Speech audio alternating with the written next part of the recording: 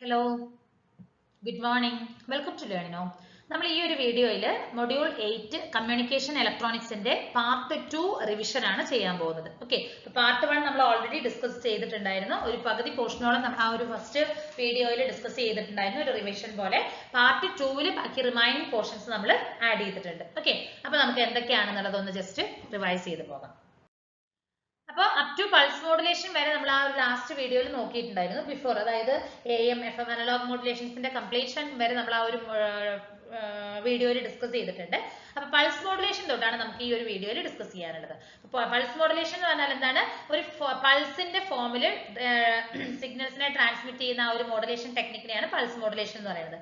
Basic ആയിട്ട് നമുക്ക് ആ ഒരു ടൈപ്സ് ഓഫ് മോഡുലേഷൻ രണ്ട് ടൈപ്സ് ആയിട്ടാണ് ഡിവൈഡ് ചെയ്തിരിക്കുന്നത്. ഒന്ന് കണ്ടിന്യൂസ് വേവ് മോഡുലേഷനും പൾസ് മോഡുലേഷനും ആണ്.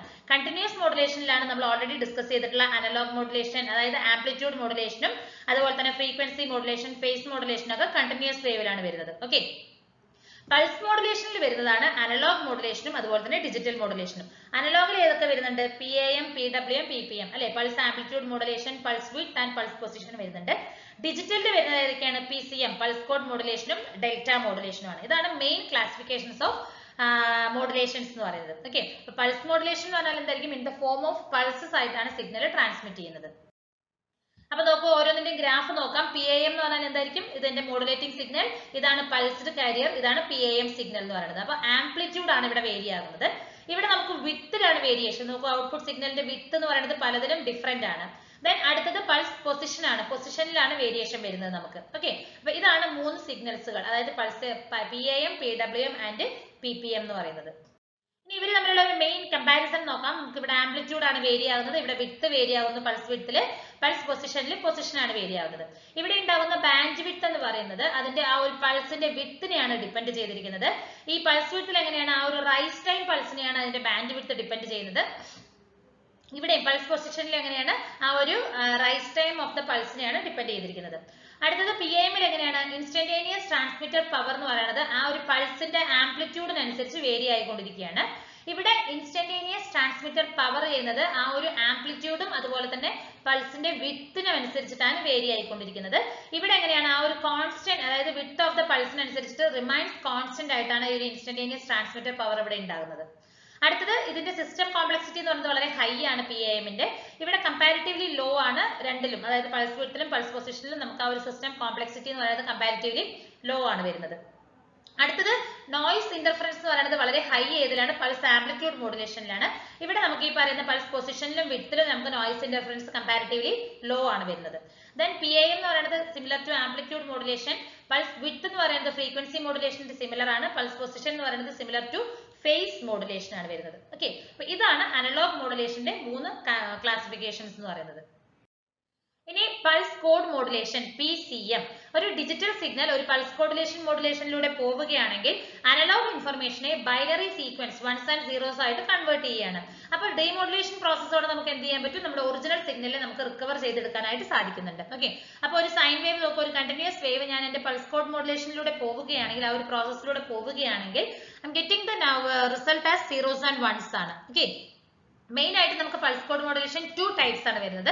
ഒന്ന് ഡിഫറൻഷ്യൽ പൾസ് കോഡ് മോഡുലേഷനും സെക്കൻഡ് വൺ എന്ന് പറയുന്നത് അഡാപ്റ്റീവ് ഡിഫറൻഷ്യൽ പൾസ് കോഡ് മോഡുലേഷനും ആണ്. ഓക്കെ, അപ്പൊ ഇതിന്റെ എഗെയിൻ നമ്മുടെ ആ ഒരു മോഡുലേഷൻ ടെക്നിക്സ്, ഡിമോഡുലേഷൻസ് ഒന്നും ഞാൻ ഡിസ്കസ് ചെയ്യുന്നില്ല, ജസ്റ്റ് കവർ ചെയ്ത് പോകുന്നു മാത്രമേ ഉള്ളൂ.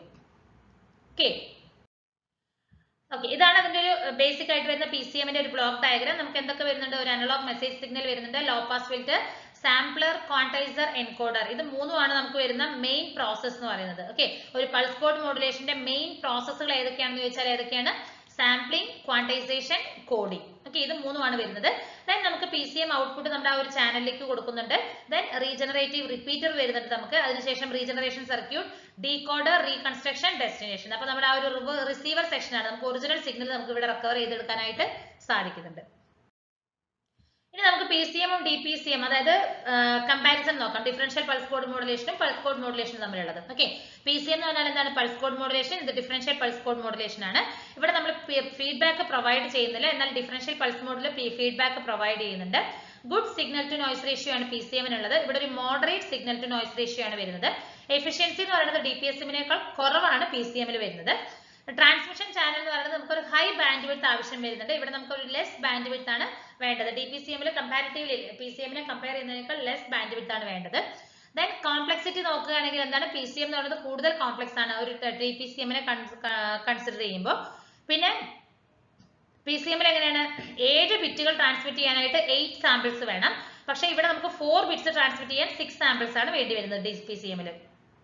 പിന്നെ അതുപോലെ തന്നെ ട്രാൻസ്മിറ്റിംഗ് ബിറ്റ്സ് റേറ്റ് എന്ന് പറയുന്നത് 50 to 64 റേഞ്ചിലാണ് വേരി ആയിക്കൊണ്ടിരിക്കുന്നത്. ഇവിടെ നമുക്ക് വരുന്നത് എങ്ങനെയാണ്, ഫ്രം 32 മുതൽ 48 റേഞ്ചിലാണ് നമുക്ക് ഈ ഒരു ട്രാൻസ്മിറ്റിംഗ് ബിറ്റ്സിന്റെ റേഞ്ച് വേരി ആയിക്കൊണ്ടിരിക്കുന്നത്. ഇതാണ് മേജർ കമ്പാരിസൺ ബിറ്റ്വീൻ PCM അതുപോലെ തന്നെ DPCM. ഇനി അടുത്തതാണ് നമ്മുടെ ഡിജിറ്റൽ മോഡുലേഷൻ ടെക്നിക്സ് എന്ന് പറയുന്നത്. അപ്പോൾ ഈ ഒരു ഡിജിറ്റൽ മോഡുലേഷൻ ടെക്നിക്ക് നമുക്ക് എന്ത് പ്രൊവൈഡ് ചെയ്യുന്നതിന്, കൂടുതൽ ഇൻഫർമേഷൻ കപ്പാസിറ്റി പ്രൊവൈഡ് ചെയ്യുന്നുണ്ട്, high data security, quicker system availability കിട്ടുന്നുണ്ട്. അപ്പോൾ ഈ ഒരു ഡിജിറ്റൽ മോഡുലേഷൻ സിസ്റ്റത്തിലാണ് കൂടുതൽ ഡിമാൻഡ് വരുന്നത്. ഓക്കെ, നമുക്ക് കൂടുതൽ ഡേറ്റ നമുക്ക് ക്യാരി ചെയ്യാനൊക്കെ ആയിട്ട് സാധിക്കും. കൂടുതൽ സെക്യൂർഡ് ആയിട്ടുള്ള ഡേറ്റ എന്ന് പറയുന്നത് ഒരു ഡിജിറ്റൽ മോഡുലേഷൻ ടെക്നിക്കിലാണ്. ഇതിൽ നമുക്ക് 3 ടൈപ്സ് ആണ് വരുന്നത്, ASK, FSK ആൻഡ് PSK ആണ്. ASK എന്ന് പറഞ്ഞാൽ എന്താണ്, amplitude shift keying, frequency shift keying and phase shift keying ആണ് നമുക്ക് വരുന്നത്. ഓക്കെ, ASKയുടെ ആപ്ലിക്കേഷൻസ് നോക്കുകയാണെങ്കിൽ ലോ ഫ്രീക്വൻസി RF ആപ്ലിക്കേഷൻസിനാണ്, home automation, industrial network devices, wireless base, tyre pressuring monitoring system, ഇതൊക്കെയാണ് ASK ആപ്ലിക്കേഷൻസ് വരുന്നത്. FSKയുടെ ആപ്ലിക്കേഷൻസ് വരുന്നത് ഹൈ ഫ്രീക്വൻസി ഡേറ്റ ട്രാൻസ്മിഷൻ സിസ്റ്റത്തിൽ യൂസ് ചെയ്യുന്നുണ്ട്. അതുപോലെ തന്നെ ലോ സ്പീഡ് മോഡത്തിൽ നമ്മൾ ഈ പറയുന്ന FSK ആണ് നമ്മൾ യൂസ് ചെയ്തിരിക്കുന്നത്. ഇനി PSK എങ്ങനെ വരുന്നതെന്ന് പറഞ്ഞാൽ നമുക്ക് ആ ഒരു ബയോമെട്രിക് അതുപോലെ തന്നെ വയർലെസ് ലാങ് അങ്ങനെയുള്ള കേസസിൽ നമ്മൾ യൂസ് ചെയ്യുന്നുണ്ട്. ലോക്കൽ ഓസിലേറ്റർ, ഒപ്റ്റിക്കൽ കമ്മ്യൂണിക്കേഷൻസിൽ, മൾട്ടി ചാനൽ WDM, അതുപോലെ ഡിലേ ആൻഡ് ആഡ് ഡിമോഡുലേറ്റർ അങ്ങനെയുള്ള ആപ്ലിക്കേഷൻസിലൊക്കെയാണ് നമ്മൾ ഈ ഒരു PSK കൂടുതലായിട്ട് അപ്ലൈ ചെയ്യുന്നത്. ഓക്കെ, ഇനി ഇവർ തമ്മിലുള്ള ഒരു കമ്പാരിസൺ നോക്കുകയാണെങ്കിൽ ഇൻഫർമേഷൻ എന്ന് പറയുന്നത് ആംപ്ലിറ്റ്യൂഡ് വേരിയേഷൻ ആണ്, ഇവിടെ ഫ്രീക്വൻസി വേരിയേഷൻ ആണ്, ഇവിടെ നമുക്ക് ഫേസ് വേരിയേഷൻസ് ആണ് വരുന്നത്. ലെസ് ബാൻഡ് വിഡ്ത്ത് ആണ് നമുക്ക് ഈ ഒരു ASKയിലേക്ക് വേണ്ടത്, FSKയിൽ മോർ ബാൻഡ് വിഡ്ത്ത് വേണം. എന്നാൽ PSKയിൽ എന്ന് പറയുന്നത് ഒരു ലെസ് ടു മോഡറേറ്റ്, ഒരു ബിറ്റ്വീൻ ബാൻഡ് വിഡ്ത്ത് ആണ് നമുക്ക് PSKയിലേക്ക് വേണ്ടത്. നോയ്സ് ഇമ്മ്യൂണിറ്റി ASKയിൽ വളരെ കുറവാണ്, better noise immunity FSK provide ചെയ്യുന്നുണ്ട്. അതുപോലെ തന്നെ PSKയും ബെറ്റർ ഇമ്മ്യൂണിറ്റിയാണ് പ്രൊവൈഡ് ചെയ്യുന്നത്. ASKയിൽ നമുക്ക് സിങ്ക്രണൈസേഷൻ ആവശ്യം വരുന്നില്ല, FSKയിലും സിങ്ക്രണൈസേഷൻ വരില്ല. പക്ഷെ PSKയിൽ ഫേസ് ഷിഫ്റ്റ് കീയിൽ നമുക്ക് എന്താണ് സിങ്ക്രണൈസേഷന്റെ ആവശ്യം വരുന്നുണ്ട്. ഇതിന്റെ എഫക്ട് ഓഫ് DC എന്ന് പറയുന്നത് ഈ ഒരു ASKയിൽ കൂടുതലാണ് വരുന്നത്. ഇവിടെ DC കോമ്പണന്റ്സിന്റെ എഫക്ട് വളരെ കുറവായിരിക്കും, കമ്പാരിറ്റീവ്ലി കുറവാണ് വരുന്നത്. പിന്നെ ASKയിൽ നമുക്ക് പവർ കൂടുതലാണ്, FSKയിൽ ഒരു മോഡറേറ്റ് പവർ ആണ് വേണ്ടത്, ലെസ് പവർ വേണ്ടത് നമുക്ക് PSKയിലാണ്. പിന്നെ ലോ ബിറ്റ് റേറ്റ് ആപ്ലിക്കേഷൻ ആണ് നമുക്ക് ASK കൊടുത്തിരുന്നത്. ഈ FSK എന്ന് പറയുന്നത് ഒരു മോഡറേറ്റ് ബിറ്റ് റേറ്റ് ആപ്ലിക്കേഷൻസും ഹൈ ബിറ്റ് റേറ്റ് കൊടുക്കുന്നത് PSK ആണ്. ദെൻ സിമ്പിൾ ഇംപ്ലിമെന്റേഷൻ ആണ് ASK, ഒരു മോഡറേറ്റ്ലി കോംപ്ലക്സ് ഇംപ്ലിമെന്റ് ആണ് നമുക്ക് FSK എന്ന് പറയാം. PSK എന്ന് പറഞ്ഞാൽ എന്താണ്, വളരെ ഒരു കോംപ്ലക്സിറ്റി കൂടിയ ഒരു ഇംപ്ലിമെന്റേഷൻ ആണ് നമുക്ക് തരുന്നത്. ഓക്കെ, ഇതാണ് നമുക്ക് ആ ഒരു ASK, FSK, PSKയുടെ ഒരു കമ്പാരിസൺ എന്ന് പറയുന്നത്. ഇനി അടുത്തൊരു ടോപ്പിക് ആണ് മൾട്ടിപ്ലെക്സിംഗ് എന്ന് പറഞ്ഞാൽ. എന്താണ് മൾട്ടിപ്ലെക്സിംഗ് എന്ന് പറഞ്ഞാൽ, അതായത് ഒരുപാട് മോർ സിഗ്നൽസിനെ നമ്മൾ മൾട്ടിപ്ലൈ ചെയ്യുകയാണ്. അതായത് മൾട്ടിപ്പിൾ ചെയ്തിട്ടാണ് നമ്മൾ ഒരുപാട് സിഗ്നൽസിനെ വരുമ്പോൾ ഒരൊറ്റ സിഗ്നൽ ആയിട്ട് നമ്മൾ അതിനെ കൺവേർട്ട് ചെയ്യുകയാണ് ചെയ്യുന്നത്, അല്ലെ? ഒരുപാട് വേരിയസ് സിഗ്നൽസിനെ എല്ലാം കൺവേർട്ട് ചെയ്ത് അല്ലെങ്കിൽ എടുത്ത് ഒരൊറ്റ സിഗ്നൽ ആയിട്ട് നമ്മൾ കൊടുക്കുകയാണ് ചെയ്യുന്നത്. ഓക്കെ, അപ്പൊ മൾട്ടിപ്ലെക്സിംഗ് നോക്കൂ, n നമ്പർ ഓഫ് ലൈൻസ് ഉണ്ടാകും, മക്സിന് ശേഷം നമുക്ക് ഒരു സിംഗിൾ ലൈൻ ആയിരിക്കും. ഡിമക്സ് എന്താ ചെയ്യുന്നത്, അതിനെ again n numbers of output ആയിട്ട് കൺവേർട്ട് ചെയ്യുകയാണ് ചെയ്യുന്നത്. ഓക്കെ, ഈ മൾട്ടിപ്ലെക്സിംഗിൽ വരുന്ന നമുക്ക് ടൈപ്സുകളാണ് frequency FDM, frequency division multiplexing, TDM, time division multiplexing and code division multiplexing. ഈ 3 എണ്ണമാണ് മേജർ ആയിട്ട് വരുന്ന മൾട്ടിപ്ലെക്സിംഗ് ക്ലാസിഫിക്കേഷൻസ് എന്ന് പറയുന്നത്. ഇനി നോക്കൂ, ടൈപ്സുകളും നോക്കാം, FDM, TDM, CDM, SDM, PDM, WDM. ഇതിന്റെയൊക്കെ നമ്മൾ ഡീറ്റെയിൽ ആയിട്ട് നമ്മൾ ഡിസ്കസ് ചെയ്തിട്ടുണ്ട്. വീണ്ടും ഞാനിത് റിപ്പീറ്റ് ചെയ്യുന്നില്ല, ജസ്റ്റ് പേരുകൾ മാത്രമേ പറഞ്ഞു പോകുന്നുള്ളൂ. FDM എന്ന് പറഞ്ഞാൽ frequency division multiplexing, time division multiplexing, code division, space division, polarisation division and wavelength division multiplexing. ഇതൊക്കെയാണ് നമുക്ക് വരുന്ന മൾട്ടിപ്ലെക്സിംഗ് ക്ലാസിഫിക്കേഷൻസ് എന്ന് പറയുന്നത്. ഇനി FDM-ഉം TDM-ഉം തമ്മിലുള്ള വരുന്ന ഒരു കമ്പാരിസൺ ആണ് നമുക്ക്. ഓക്കെ, അപ്പൊ TDM എന്ന് പറഞ്ഞാൽ ടൈം ഡിവിഷൻ ആണ്, ഫ്രീക്വൻസി ഡിവിഷൻ ആണ് FDM എന്ന് പറയുന്നത്. TDM വർക്ക് ചെയ്യുന്നത് അനലോഗിലും ഡിജിറ്റലും വർക്ക് ചെയ്യുന്നുണ്ട്, എന്നാൽ FDM എന്ന് പറയുന്നത് അനലോഗ് സിഗ്നൽസിൽ മാത്രമാണ് വർക്ക് ചെയ്യുന്നത്. TDM എന്ന് പറഞ്ഞ ഒരു ലോ കോൺഫ്ലിക്റ്റ് ആണ്, പക്ഷെ ഹൈ കോൺഫ്ലിക്റ്റ് ആണ് നമുക്ക് FDM-ൽ വരുന്നത്. വയറിംഗ് അല്ലെങ്കിൽ ചിപ്പ് ഓഫ് TDM എന്ന് പറയുന്നത് വളരെ സിമ്പിൾ ഡിസൈനിങ് ആണ് വരുന്നത്. പക്ഷെ ഇവിടെ നമുക്ക് വയറിംഗ് എന്ന് പറയുന്നത് കുറച്ച് കോംപ്ലക്സ് ആണ് FDM-ൽ വരുന്നത്. TDM എന്ന് പറയുന്നത് കുറച്ച് കൂടുതൽ എഫിഷ്യന്റ് ആണ്, പക്ഷെ ഇവിടെ ക്വൈറ്റ് ഇൻഎഫിഷ്യന്റ് ആണ്. അത് കമ്പാരിറ്റീവ്ലി TDM-നെ ബേസ് ചെയ്യുമ്പോൾ എഫിഷ്യന്റ് കുറവാണ്.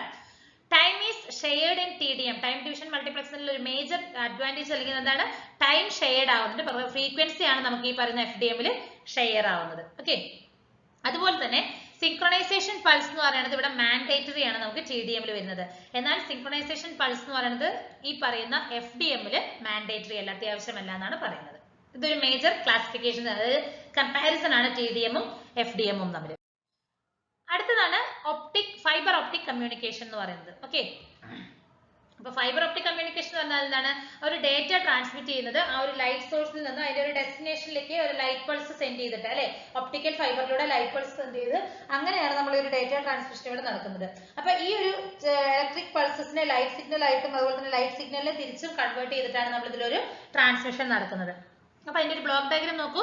ഒരു ഇൻഫർമേഷൻ സോഴ്സ് ഉണ്ടാകും, electrical transmit, optical source, optical fibre cable, optical detector, electrical receiver and destination. ഇതാണ് നമുക്ക് മേജർ ഒരു സ്റ്റെപ്പ് ബൈ സ്റ്റെപ്പ് പ്രോസസ് എന്ന് പറയുന്നത്. അപ്പൊ ഇതിന്റെ ഒരു ഫിസിക്കൽ അപ്പിയറൻസ് ഇങ്ങനെയായിരിക്കും. നമുക്കൊരു പ്ലാസ്റ്റിക് ജാക്കറ്റ് വരുന്നുണ്ട്, പിന്നെ ഒരു ക്ലാഡിംഗ് വരുന്നുണ്ട്, കോർ വരുന്നുണ്ട്. ഇതാണ് ഒരു ഒപ്റ്റിക് ഫൈബർ എന്ന് പറയുന്നത്. ഓക്കെ, ഇനി ഇതിന്റെ രണ്ട് ടൈപ്സ് ആണ്, സ്റ്റെപ്പ് ഇൻഡെക്സ് ഫൈബറും ഗ്രേഡഡ് ഇൻഡെക്സ് ഫൈബറും. അതിന്റെ ഒരു കമ്പാരിസൺ നോക്കാം. Refractive index of the core ഈ സ്റ്റെപ്പ് ഇൻഡെക്സിൽ എന്ന് പറയുന്നത് കോൺസ്റ്റന്റ് ആയിരിക്കും. ആ ഒരു ത്രൂ ഔട്ട് ദ കോറിൽ നമുക്ക് റിഫ്രാക്റ്റീവ് ഇൻഡെക്സ് എന്ന് പറയുന്നത് കോൺസ്റ്റന്റ് ആയിരിക്കും. എന്നാൽ ഗ്രേഡഡ് ഇൻഡെക്സിൽ എങ്ങനെയായിരിക്കും എന്ന് പറഞ്ഞിട്ടുണ്ടെങ്കിൽ മാക്സിമം എന്ന് പറയുന്നത് ആ ഒരു സെന്ററിലായിരിക്കും വരുന്നത്. അതായത് കോറിന്റെ സെന്ററിലായിരിക്കും. രണ്ട് സൈഡിന്റെ ആ ഒരു ക്ലാഡിംഗ് ഇന്റർഫേസിലേക്ക് വരുന്ന സമയങ്ങളിലേക്ക് എന്താകും, ആ ഒരു റിഫ്രാക്റ്റീവ് ഇൻഡെക്സ് എന്ന് പറയുന്നത് റെഡ്യൂസ്ഡ് ആകും, ഡിക്രീസ് ആയിക്കൊണ്ടിരിക്കുകയാണ് ചെയ്യുന്നത്. ഓക്കെ, ഇനി സ്റ്റെപ്പ് ഇൻഡെക്സ് ഫൈബർ എന്ന് പറയുന്നത് നമുക്ക് രണ്ട് ടൈപ്സ് ആണ്, മോണോമോഡ് ഫൈബറും മൾട്ടിമോഡ് ഫൈബറും ആണ് വരുന്നത്. ഗ്രേഡഡ് ഇൻഡെക്സ് എന്ന് പറയുന്നത് ഒരേ ഒരു ടൈപ്പ് മാത്രമേ ഉള്ളൂ, അതാണ് മൾട്ടിമോഡ് ഫൈബർ എന്ന് പറയുന്നത്. ഇനി ലൈറ്റ് റേസ് പ്രൊപ്പഗേറ്റ് ചെയ്യുന്നത് സിഗ്സാഗ് മാനറിലാണ് ഈ ഒരു കോറിനുള്ളിൽ സ്റ്റെപ്പ് ഇൻഡെക്സിൽ. എന്നാൽ ഇവിടെ എങ്ങനെയാന്ന് പറഞ്ഞാൽ ഒരു സ്ക്യൂ റേസ് ആയിട്ട് അല്ലെങ്കിൽ ഒരു ഹെലിക്കൽ റേസിലായിട്ടാണ് നമുക്ക് ഗ്രേഡഡ് ഇൻഡെക്സിൽ ലൈറ്റ് റേസ് പ്രൊപ്പഗേറ്റ് ചെയ്യുന്നത്. ഇനി ഇവിടെ റേസ് എന്ത് ചെയ്യുന്നുണ്ട്, ആ ഒരു ഫൈബർ ആക്സിസ് ഓരോ റിഫ്ലക്ഷനിലും ഫൈബർ ആക്സിസിലെ ക്രോസ് ചെയ്തുകൊണ്ടാണ് പോകുന്നത്. ഇവിടെ നമുക്ക് ക്രോസിംഗ് നടക്കുന്നില്ല, ഫൈബർ ആക്സിസിനെ ക്രോസ് ചെയ്യുന്ന ഒരു പ്രോസസ് നമുക്ക് ഇവിടെ വരുന്നില്ല. ഇത് നമുക്ക് ഈസി ആയിട്ട് മാനുഫാക്ചർ ചെയ്യാം. സ്റ്റെപ്പ് ഇൻഡെക്സ് എന്ന് പറയുന്നത് ഇവിടെ കോംപ്ലക്സിറ്റി കൂടുതലാണ് ഈ പറയുന്ന ഗ്രേഡഡ് ഇൻഡെക്സ് ഫൈബർ മാനുഫാക്ചറിംഗിൽ വരുന്നത്. ഓക്കെ, ഇത് ഇവർ തമ്മിലുള്ള ഒരു കമ്പാരിസൺ ആണ്, സ്റ്റെപ്പ് ഇൻഡെക്സ് ഫൈബറും ഗ്രേഡഡ് ഇൻഡെക്സ് ഫൈബറും. ഇനി ഇതിൽ കുറച്ച് ലോസസ് വരുന്നുണ്ട്, അത് എങ്ങനെയാണ് കാൽക്കുലേറ്റ് ചെയ്യണമെന്ന് നമുക്ക് നോക്കാം. ടോട്ടൽ ലിങ്ക് ലോസ് കാൽക്കുലേറ്റ് ചെയ്യാനുള്ളത് cable attenuation plus connector loss plus splice loss ആണ് വരുന്നത്. അടുത്തത് കേബിൾ അറ്റനുവേഷൻ എങ്ങനെ കാൽക്കുലേറ്റ് ചെയ്യാം, maximum cable attenuation coefficient into length, അതായത് dB/kb ഇൻറ്റു ലെങ്ത് ആണ് വരുന്നത്. ഓക്കെ, കണക്ടർ ലോസ് എങ്ങനെ കാൽക്കുലേറ്റ് ചെയ്യാം, number of connector pairs into connector loss allowance ആണ് വരുന്നത്. സ്പ്ലൈസ് ലോസ് എങ്ങനെയാണ്, number of splices into splice loss allowance. ഇതൊക്കെ നമുക്ക് ചെറിയൊരു ഇക്വേഷൻസ് പോലെയാണ് നമുക്ക് വരുന്നത്. ഇനി ഇതാണ് ഇതിന്റെ ക്രിട്ടിക്കൽ ആംഗിളിന് വരുന്ന ഒരു ഇക്വേഷൻ. ഓക്കെ, ന്യൂമറിക്കൽ അപ്പേർച്ചർ ആണ് NA എന്ന് പറയുന്നത്. That is sin alpha is equal to square root of n1 square minus n2 square ആണ്. ഫുൾ ആക്സെപ്റ്റൻസ് ആംഗിൾ എന്ന് പറയുന്നത് 2 ആൽഫ ആണ്. ഓക്കെ, ഈ θc എന്ന് മെൻഷൻ ചെയ്തിരിക്കുന്നതിനെയാണ് നമ്മൾ ക്രിട്ടിക്കൽ ആംഗിൾ എന്ന് പറയുന്നത്. ഓക്കെ, ഇനി ഒപ്റ്റോ ഇലക്ട്രോണിക് ഡിവൈസസുകൾ ഉണ്ട് നമുക്ക്, അല്ലെ, ഏതൊക്കെയാണ്, ലൈറ്റ് എമിറ്റിംഗ് ഡയോഡ് LED, അതുപോലെ തന്നെ സോളാർ സെൽ. ഇതൊക്കെ നമ്മൾ ഓൾറെഡി ഓരോരോ വീഡിയോ ആയിട്ട് ഡിസ്കസ് ചെയ്തിട്ടുണ്ട്, അല്ലെ. LED നമ്മൾ എവിടെയൊക്കെയാണ്, TV ബാക്ക് ലൈറ്റിനിങ്, ഡിസ്പ്ലേസിൽ, ഓട്ടോമോട്ടീവ്സിൽ, അങ്ങനെ പല ആപ്ലിക്കേഷൻസ് ആണ് LED വരുന്നത്. സോളാർ സെൽ എന്ന് പറഞ്ഞാൽ അതിന്റെ വേറൊരു പേരാണ് ഫോട്ടോ വോൾട്ടായിക് സെൽ എന്ന് പറയുന്നത്. ഒരു ഇലക്ട്രിക്കൽ ഡിവൈസിനെ, ഒരു ലൈറ്റ് എനർജിനെ ഇലക്ട്രിക്കൽ എനർജി ആയിട്ട് കൺവേർട്ട് ചെയ്യുന്ന ഒരു ഡിവൈസ് ആണ്, അല്ലെ. ആ ഒരു ഫോട്ടോ വോൾട്ടായിക് എഫക്ട് എന്നൊരു പ്രോസസ് വഴിയായിട്ടാണ് സോളാർ സെൽ കൺവേർട്ട് ചെയ്യുന്നത്. ഓക്കെ, അടുത്തതാണ് ലേസർ ഡയോഡ് എന്ന് പറയുന്നത്, അല്ലെ. ലേസർ ഡയോഡ് എങ്ങനെയാണ്, ആ ഒരു സ്റ്റിമുലേറ്റഡ് പ്രോസസ് വഴിയായിട്ടാണ് ലൈറ്റ് എമിറ്റ് ചെയ്യുന്നത്. Light amplification by stimulated emission of radiation ആണ് നമ്മുടെ ആ ഒരു ലേസർ എന്ന് പറയുന്നതിന്റെ അബ്രിവിയേഷൻ തന്നെ. ഓക്കെ, ഇങ്ങനെയാണ് നമുക്ക് ആ ഒരു പോപ്പുലേഷൻ ഇൻവേഷൻ ആ ഒരു മെത്തേഡ് എന്ന് പറയുന്നത്. അടുത്തൊരു ഇലക്ട്രോണിക് ഡിവൈസ് എന്ന് പറയുന്നത് ഫോട്ടോ ഡയോഡ് ആണ്. ഇതൊരു PN ജംഗ്ഷൻ ഡയോഡ് ആണ്. ഇതും വർക്കിനെ ബേസ് ചെയ്തത്, അതുകൊണ്ടാണ് ഒപ്റ്റോ ഇലക്ട്രോണിക് ഡിവൈസസ് എന്നുള്ള പേര് വന്നിരിക്കുന്നത്, അല്ലെ. ഇനി ഇതിന്റെ ഇന്റൻസിറ്റി ഓഫ് ദ ലൈറ്റ് എന്താണ്, ആ ഒരു ലെവൽ ഓഫ് കണ്ടക്ഷൻ, ആ ഒരു ഡയോഡിൽ ഉണ്ടാകുന്ന ലെവൽ ഓഫ് കണ്ടക്ഷനെ ബേസ് ചെയ്തിട്ടാണ് നമുക്ക് ആ ഒരു ഇന്റൻസിറ്റി അതിനെ ബാധിക്കുന്നുണ്ട്, ആ ഒരു കണ്ടക്ഷനെ ഡയറക്റ്റ് ആയിട്ട് തന്നെ ബാധിക്കുന്നുണ്ട് നമുക്ക്. അടുത്തൊരു ഫോട്ടോ ഡയോഡ് ആണ് അവലാഞ്ച് ഫോട്ടോ ഡയോഡ്, അതുപോലെ തന്നെ ഫോട്ടോ ട്രാൻസിസ്റ്റർ. ഇതൊക്കെ നമ്മൾ ഡീറ്റെയിൽ ആയിട്ട് ഓൾറെഡി ഡിസ്കസ് ചെയ്തിട്ടുണ്ട്.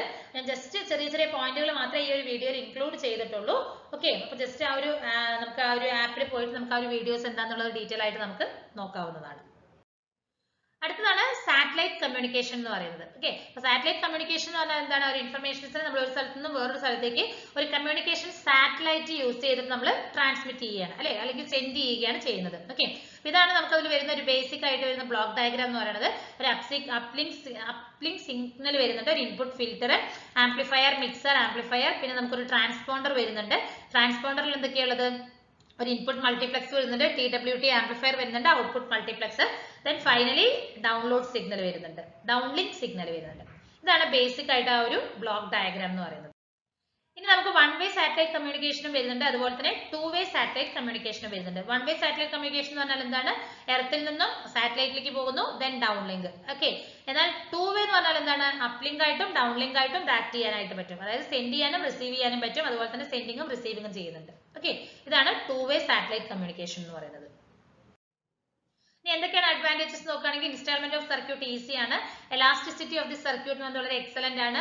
ഈ ഒരു സാറ്റലൈറ്റ് കമ്മ്യൂണിക്കേഷനിൽ നമുക്ക് എർത്തിന്റെ എല്ലാ ഏരിയയും തന്നെ കവർ ചെയ്യാനായിട്ട് സാധിക്കും, അതുപോലെ തന്നെ ഫുള്ളി കൺട്രോൾ നമുക്ക് പറ്റും. ഓക്കെ. ഡിസഡ്വാൻറ്റേജുകൾ നോക്കുകയാണെങ്കിൽ എക്സ്പെൻഡിച്ചർ, ഇനിഷ്യൽ എക്സ്പെൻഡിച്ചർ വളരെ എക്സ്പെൻസീവ് ആണ്. എന്തെങ്കിലും ബ്ലോക്കേജ് ഓഫ് ഫ്രീക്വൻസി ഉണ്ടെങ്കിൽ അത് ആ ഒരു ചാൻസസ് ഉണ്ട് അല്ലെ, ഫ്രീക്വൻസി ബ്ലോക്കേജ് ആവുന്നതിന് ചാൻസസ് ഉണ്ട്. പ്രൊപ്പഗേഷൻ ഡിഫറൻസ് അങ്ങനത്തെ ചെറിയ ഇഷ്യൂസും നമുക്ക് ഈ ഒരു സാറ്റലൈറ്റ് കമ്മ്യൂണിക്കേഷനിൽ വരുന്നതാണ്. ഓക്കെ. അപ്പോൾ Kepler's law of planetary motion എന്നാണ് അറിയപ്പെടുന്നത്. ഓക്കെ. അപ്പോൾ അതൊരു അസ്ട്രോണമി അല്ലെങ്കിൽ ഒരു ക്ലാസിക്കൽ ഫിസിക്സ് ലോ ആണ്. അത് എന്ത് ചെയ്യുന്നുണ്ട്? ആ ഒരു സോളാർ സിസ്റ്റത്തിൽ ഉണ്ടാകുന്ന പ്ലാനറ്റുകളുടെ മോഷൻസിനെ കുറിച്ചിട്ടാണ് ഡിസ്ക്രൈബ് ചെയ്യുന്നത്. ഓരോ ലോയും ഓരോ രീതിയിലാണ് അറിയപ്പെടുന്നത്. ഓക്കെ. അപ്പൊ മെയിൻ ആയിട്ട് നമുക്ക് 3 ലോ ആണ് വരുന്നത്. First one Kepler's first law, that is also known as law of orbits എന്നാണ് അറിയപ്പെടുന്നത്. അടുത്തത് second law, Kepler's second law is also known as law of equal areas, and Kepler's third law is also known as law of periods. Okay. അപ്പോൾ ഈ ഒരു alternative names, alternative ആയിട്ടുള്ള name കൂടി നമ്മളത് പഠിച്ചു വെക്കണം. MCQ നമുക്ക് അങ്ങനെയായിരിക്കും ചോദിക്കുന്നത്. ഓക്കെ. ചിലപ്പോൾ ഇങ്ങനെ ആയിരിക്കും, Kepler's second law is also known as, അങ്ങനെയായിരിക്കും നമുക്ക് MCQ ക്വസ്റ്റ്യൻസ് വരുന്നത്. സോ അപ്പോൾ ഈ പേരുകൾ കൂടി നമ്മളത് പഠിച്ചു വെക്കണം. ഓക്കെ. ഇനി നമുക്ക് ഓരോ ലോയും എന്താണെന്നുള്ളത് നോക്കാം. First one Kepler's first law, അതല്ലെങ്കിൽ ലോ ഓഫ് ഓർബിറ്റ് ആണ്. അപ്പൊ ഫസ്റ്റ് ലോ എന്താ പറയുന്നത്? The law States that every planet revolves around the sun in an elliptical orbit, whereas the sun is situated one of its two foci. Okay. അതായത് ഇപ്പൊ ഞാൻ പറഞ്ഞുതരാം. ഇപ്പൊ നോക്കൂ, ഒരു സർക്കിൾ ആണ് നമ്മൾ കൺസിഡർ ചെയ്യുന്നതെങ്കിൽ നമുക്ക് എത്ര ഫോസി ഉണ്ടെന്ന് പറയാം? ഒരു ഫോക്കസ് പോയിന്റ് ഉണ്ടാവുള്ളൂ അല്ലെ. അത് നമ്മളിപ്പോ ഒരു ഓർബിറ്റ് ആയിട്ട് അല്ലെങ്കിൽ ഒരു എലിപ്റ്റിക്കൽ ഓർബിറ്റ് ആയിട്ടാണ് നമ്മൾ കൺസിഡർ ചെയ്യുന്നതെങ്കിൽ നമുക്ക് രണ്ട് പോയിന്റുകൾ വരുന്നുണ്ട്, ഫോക്കസ് പോയിന്റുകൾ വരുന്നുണ്ട് അല്ലെ. അപ്പൊ ഒരു സർക്കിൾ ആണെങ്കിൽ നമുക്ക് ഒരു ഫോക്കസേ വരുന്നുണ്ടാവുള്ളൂ, ഇവിടെ നമുക്ക് 2 വരുന്നുണ്ട്. ഓക്കെ. അപ്പൊ ഈ ഫസ്റ്റ് ലോയിൽ എന്താ പറയുന്നതെന്ന് പറഞ്ഞാൽ പ്ലാനറ്റുകളെല്ലാം സണ്ണിന് ചുറ്റും ഒരു ഓർബിറ്റിലാണ് റൗണ്ട് ചെയ്തുകൊണ്ടിരിക്കുന്നത്, റിവോൾവ് ചെയ്തുകൊണ്ടിരിക്കുന്നത്.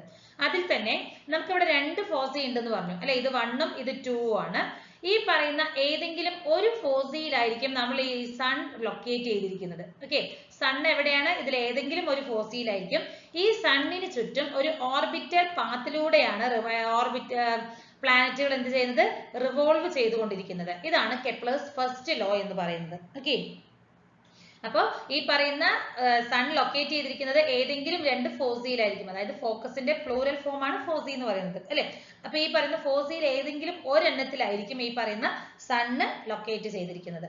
അതിനെയാണ് നമ്മൾ എന്തെന്ന് പറയുന്നത്? Kepler's first law. ഒന്നുകൂടി ഞാൻ ആ ഒരു ലോ എന്താണെന്ന് പറയാം.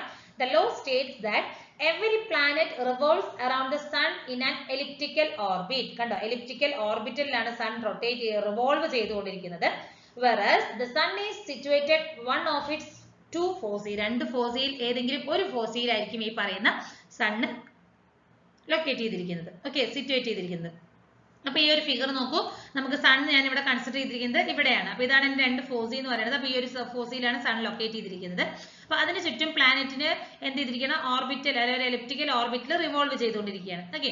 അപ്പൊ നമ്മൾ 2 പോയിന്റുകൾ കൺസിഡർ ചെയ്തിരിക്കുകയാണ്. അപ്പൊ പി എന്ന് പറയുന്നത് എന്താണ്? സണ്ണുമായിട്ട് വളരെ ക്ലോസ് ആയിട്ട് അടുത്ത് നിൽക്കുന്ന പോയിന്റ് ആണ് പി എന്ന് പറയുന്നത്. എ എന്ന് പറയുന്നത് എന്താണ്? വളരെ ഡിസ്റ്റൻസിലാണ്, സണ്ണുമായിട്ട് ഒരുപാട് ഡിസ്റ്റൻസിലുള്ള പോയിന്റ് ആണ് ഈ പറയുന്ന എ എന്ന് പറയുന്നത്. ഓക്കെ. പി അറിയപ്പെടുന്ന പേരാണ് പെരിഹീലിയോൺ എന്നാണ് അറിയപ്പെടുന്നത്. ഈ ഒരു നിയറസ്റ്റ് പോയിന്റ്, സണ്ണുമായിട്ട് വളരെ അടുത്ത് കിടക്കുന്ന പോയിന്റ് പി ആണ്. അതിനെ വിളിക്കുന്ന പേരാണ് പെരിഹീലിയോൺ. എന്നാൽ എ എന്ന് പറയുന്നത് എന്താണ്? വളരെ ഡിസ്റ്റൻസ് കൂടിയതാണ്, അതാണ് അഫീലിയോൺ എന്ന് പറയുന്നത്. ഓക്കെ. അഫീലിയോൺ എന്ന് പറഞ്ഞാൽ സണ്ണിൽ നിന്നും ഒരുപാട് ഡിസ്റ്റൻസിലുള്ള പോയിന്റിനെയാണ് അഫീലിയോൺ എന്ന് പറയുന്നത്. പെരിഹീലിയോൺ എന്ന് പറഞ്ഞാൽ എന്താണ്? സണ്ണുമായിട്ട് വളരെ അടുത്ത് നിൽക്കുന്ന പോയിന്റിനെയാണ് പറയുന്നത്.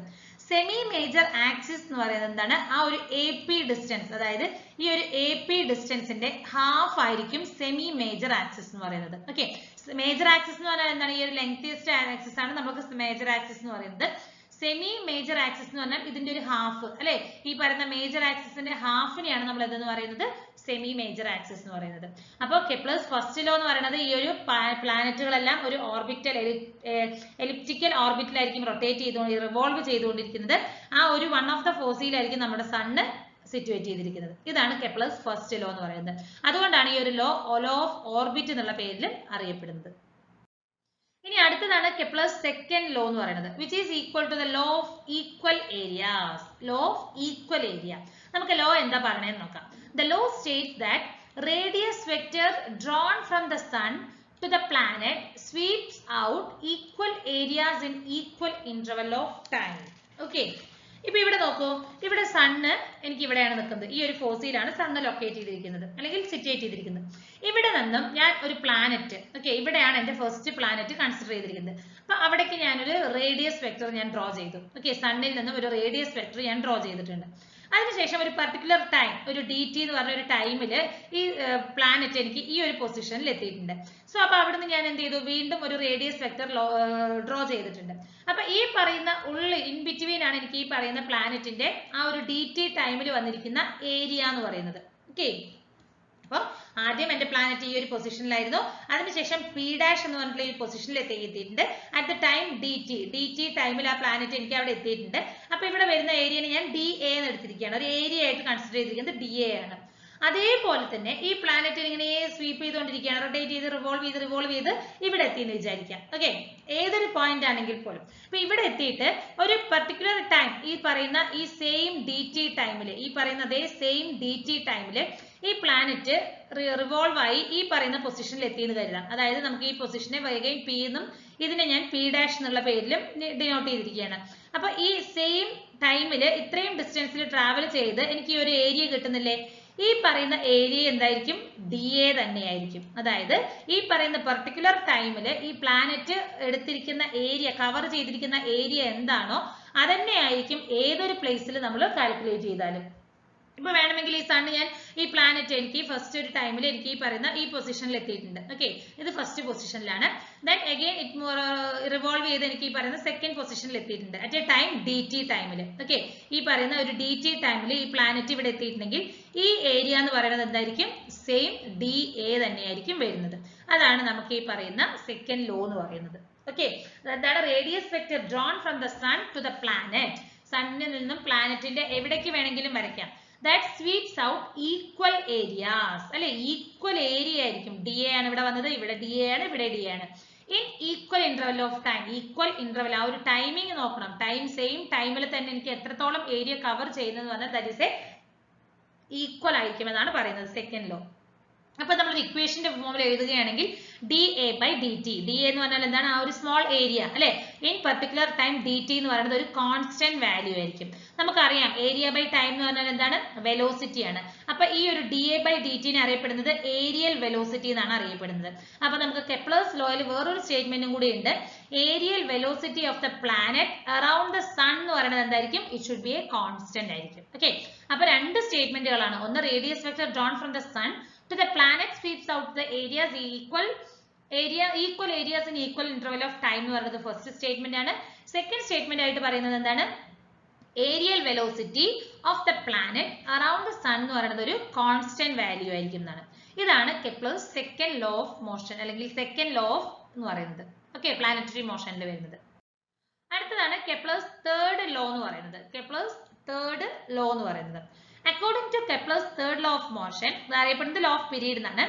The square of the time period of revolution of a planet is proportional to the cube of the semi-major axis of the ellipse traced out by the planet.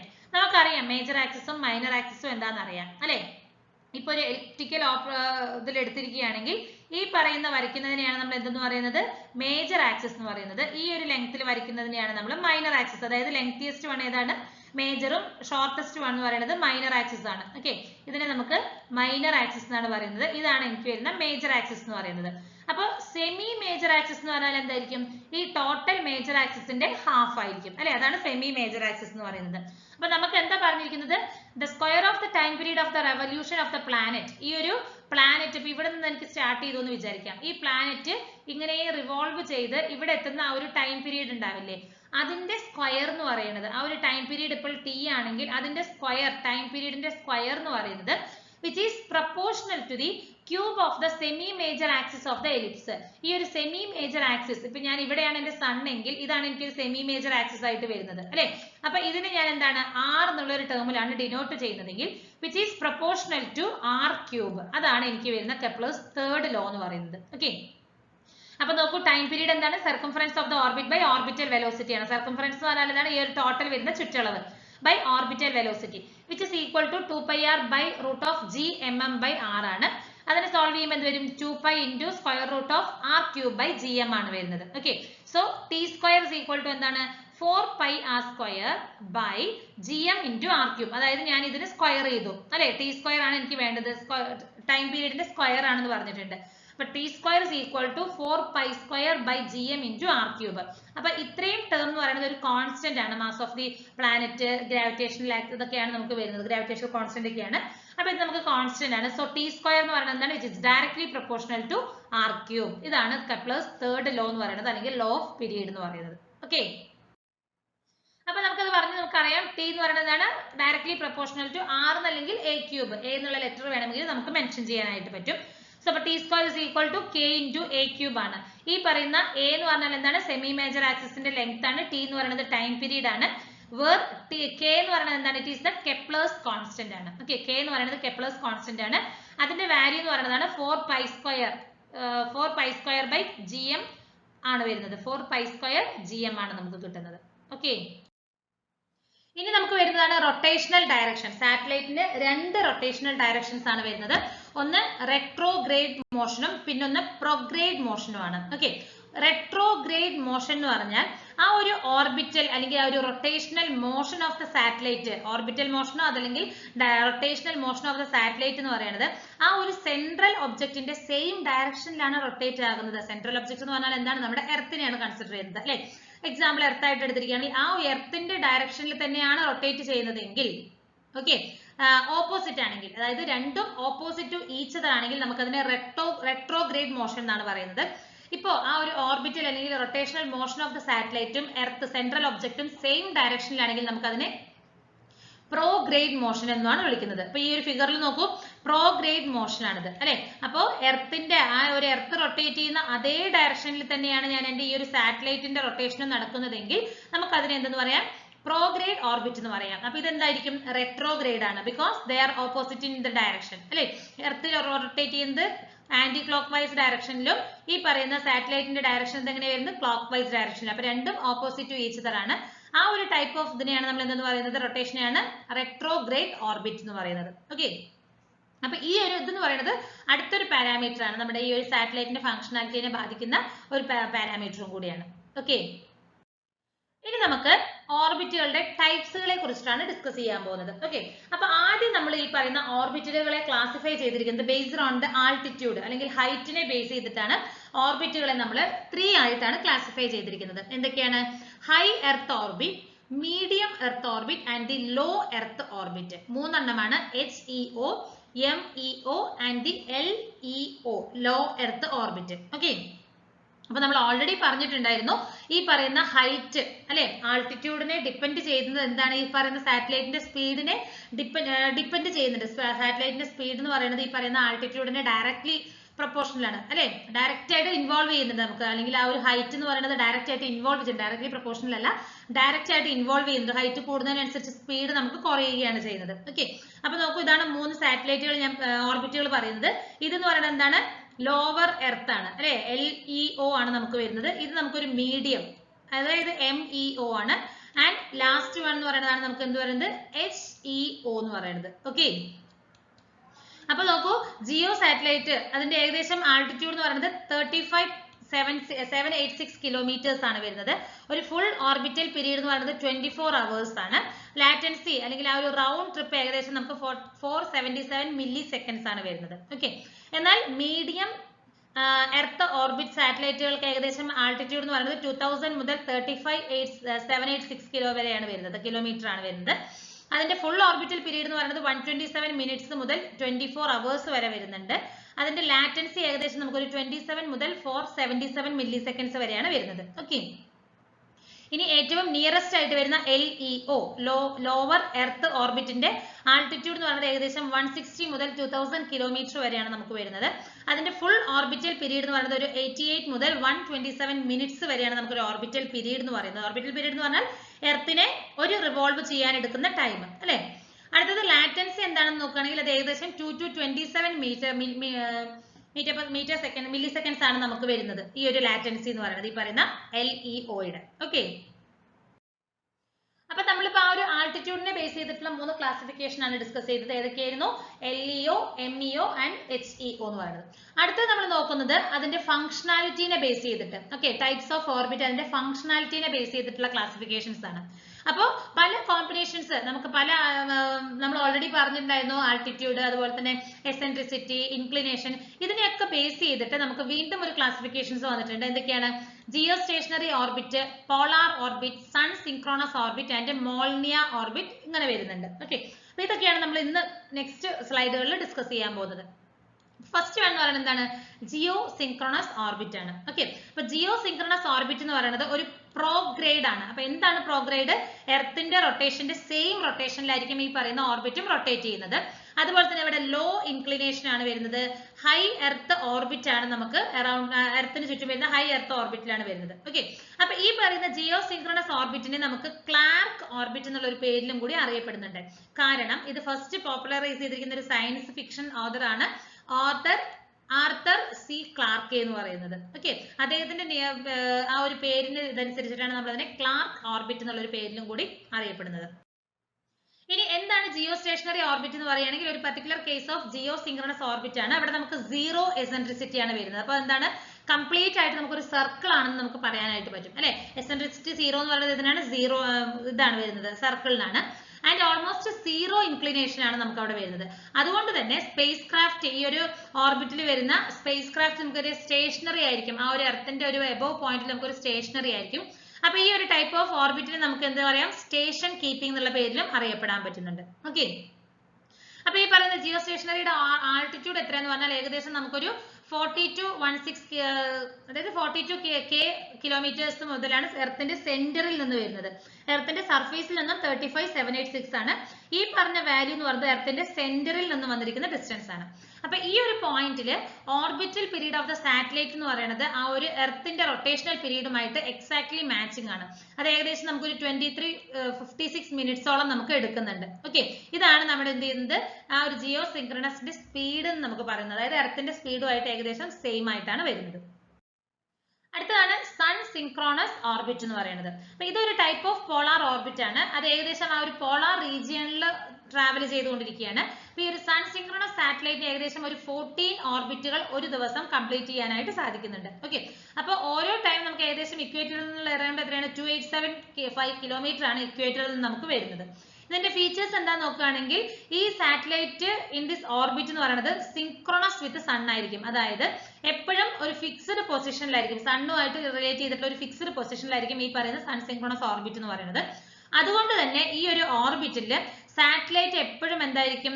ആ ഒരു same spot at the same local ടൈമിലായിരിക്കും locate ആയിക്കൊണ്ടിരിക്കുന്നത്, അതായത് visit ചെയ്തുകൊണ്ടിരിക്കുന്നത്. അതായത് passing Paris every day at exactly the same time in the afternoon.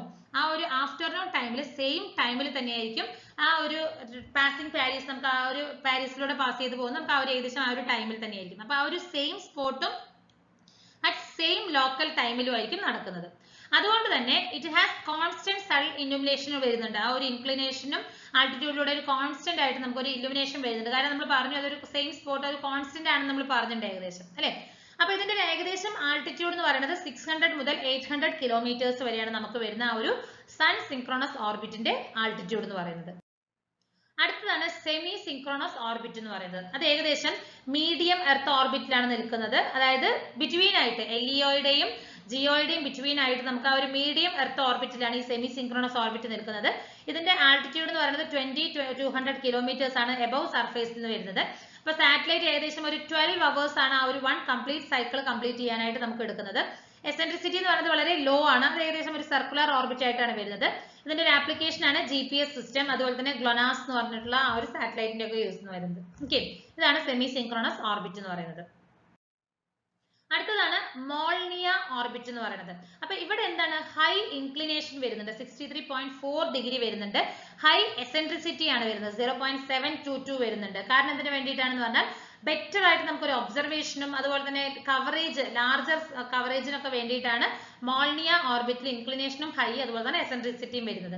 ഇത് ഒരു high altitude communication എടുത്തിരിക്കുകയാണ്. അതായത് ജിയോ സ്റ്റേഷനറി ഓർബിറ്റിന്റെ ഒരു ആൾട്ടർനേറ്റീവ് ആയിട്ടാണ് നമ്മൾ ഈ പറയുന്ന ഒരു ഹൈ ആൾട്ടിറ്റ്യൂഡ് കമ്മ്യൂണിക്കേഷൻ ആയിട്ട് നമ്മൾ ഇതിനെ ഡെവലപ്പ് ചെയ്തിരിക്കുന്നത്. ഓക്കെ, അപ്പൊ ഈ ഒരു high altitude portion of the orbit എന്ത് ചെയ്യുന്നുണ്ട്, സെയിം ലൊക്കേഷനിൽ എവരി ഡേ ആൻഡ് നൈറ്റിൽ റിപ്പീറ്റ് ആയിക്കൊണ്ടേയിരിക്കുന്നുണ്ട് ഈ ഒരു പ്രോസസ്സ്. അതുകൊണ്ട് നമുക്ക് കൂടുതൽ ഒബ്സർവേഷൻ ആയിട്ട് സാധിക്കുന്നുണ്ട്. ഓക്കെ, അപ്പൊ നമ്മൾ പറഞ്ഞ പോലെ തന്നെ സാറ്റലൈറ്റ് കമ്മ്യൂണിക്കേഷനിൽ നമുക്ക് 2 സെഗ്മെന്റുകൾ വരുന്നുണ്ട്. ഫസ്റ്റ് വൺ ഏതാണ്, സ്പേസ് സെഗ്മെന്റ് ആണ്. ഏതാണ്, സ്പേസ് സെഗ്മെന്റ് ആണ് ഫസ്റ്റ് വൺ എന്ന് പറയുന്നത്.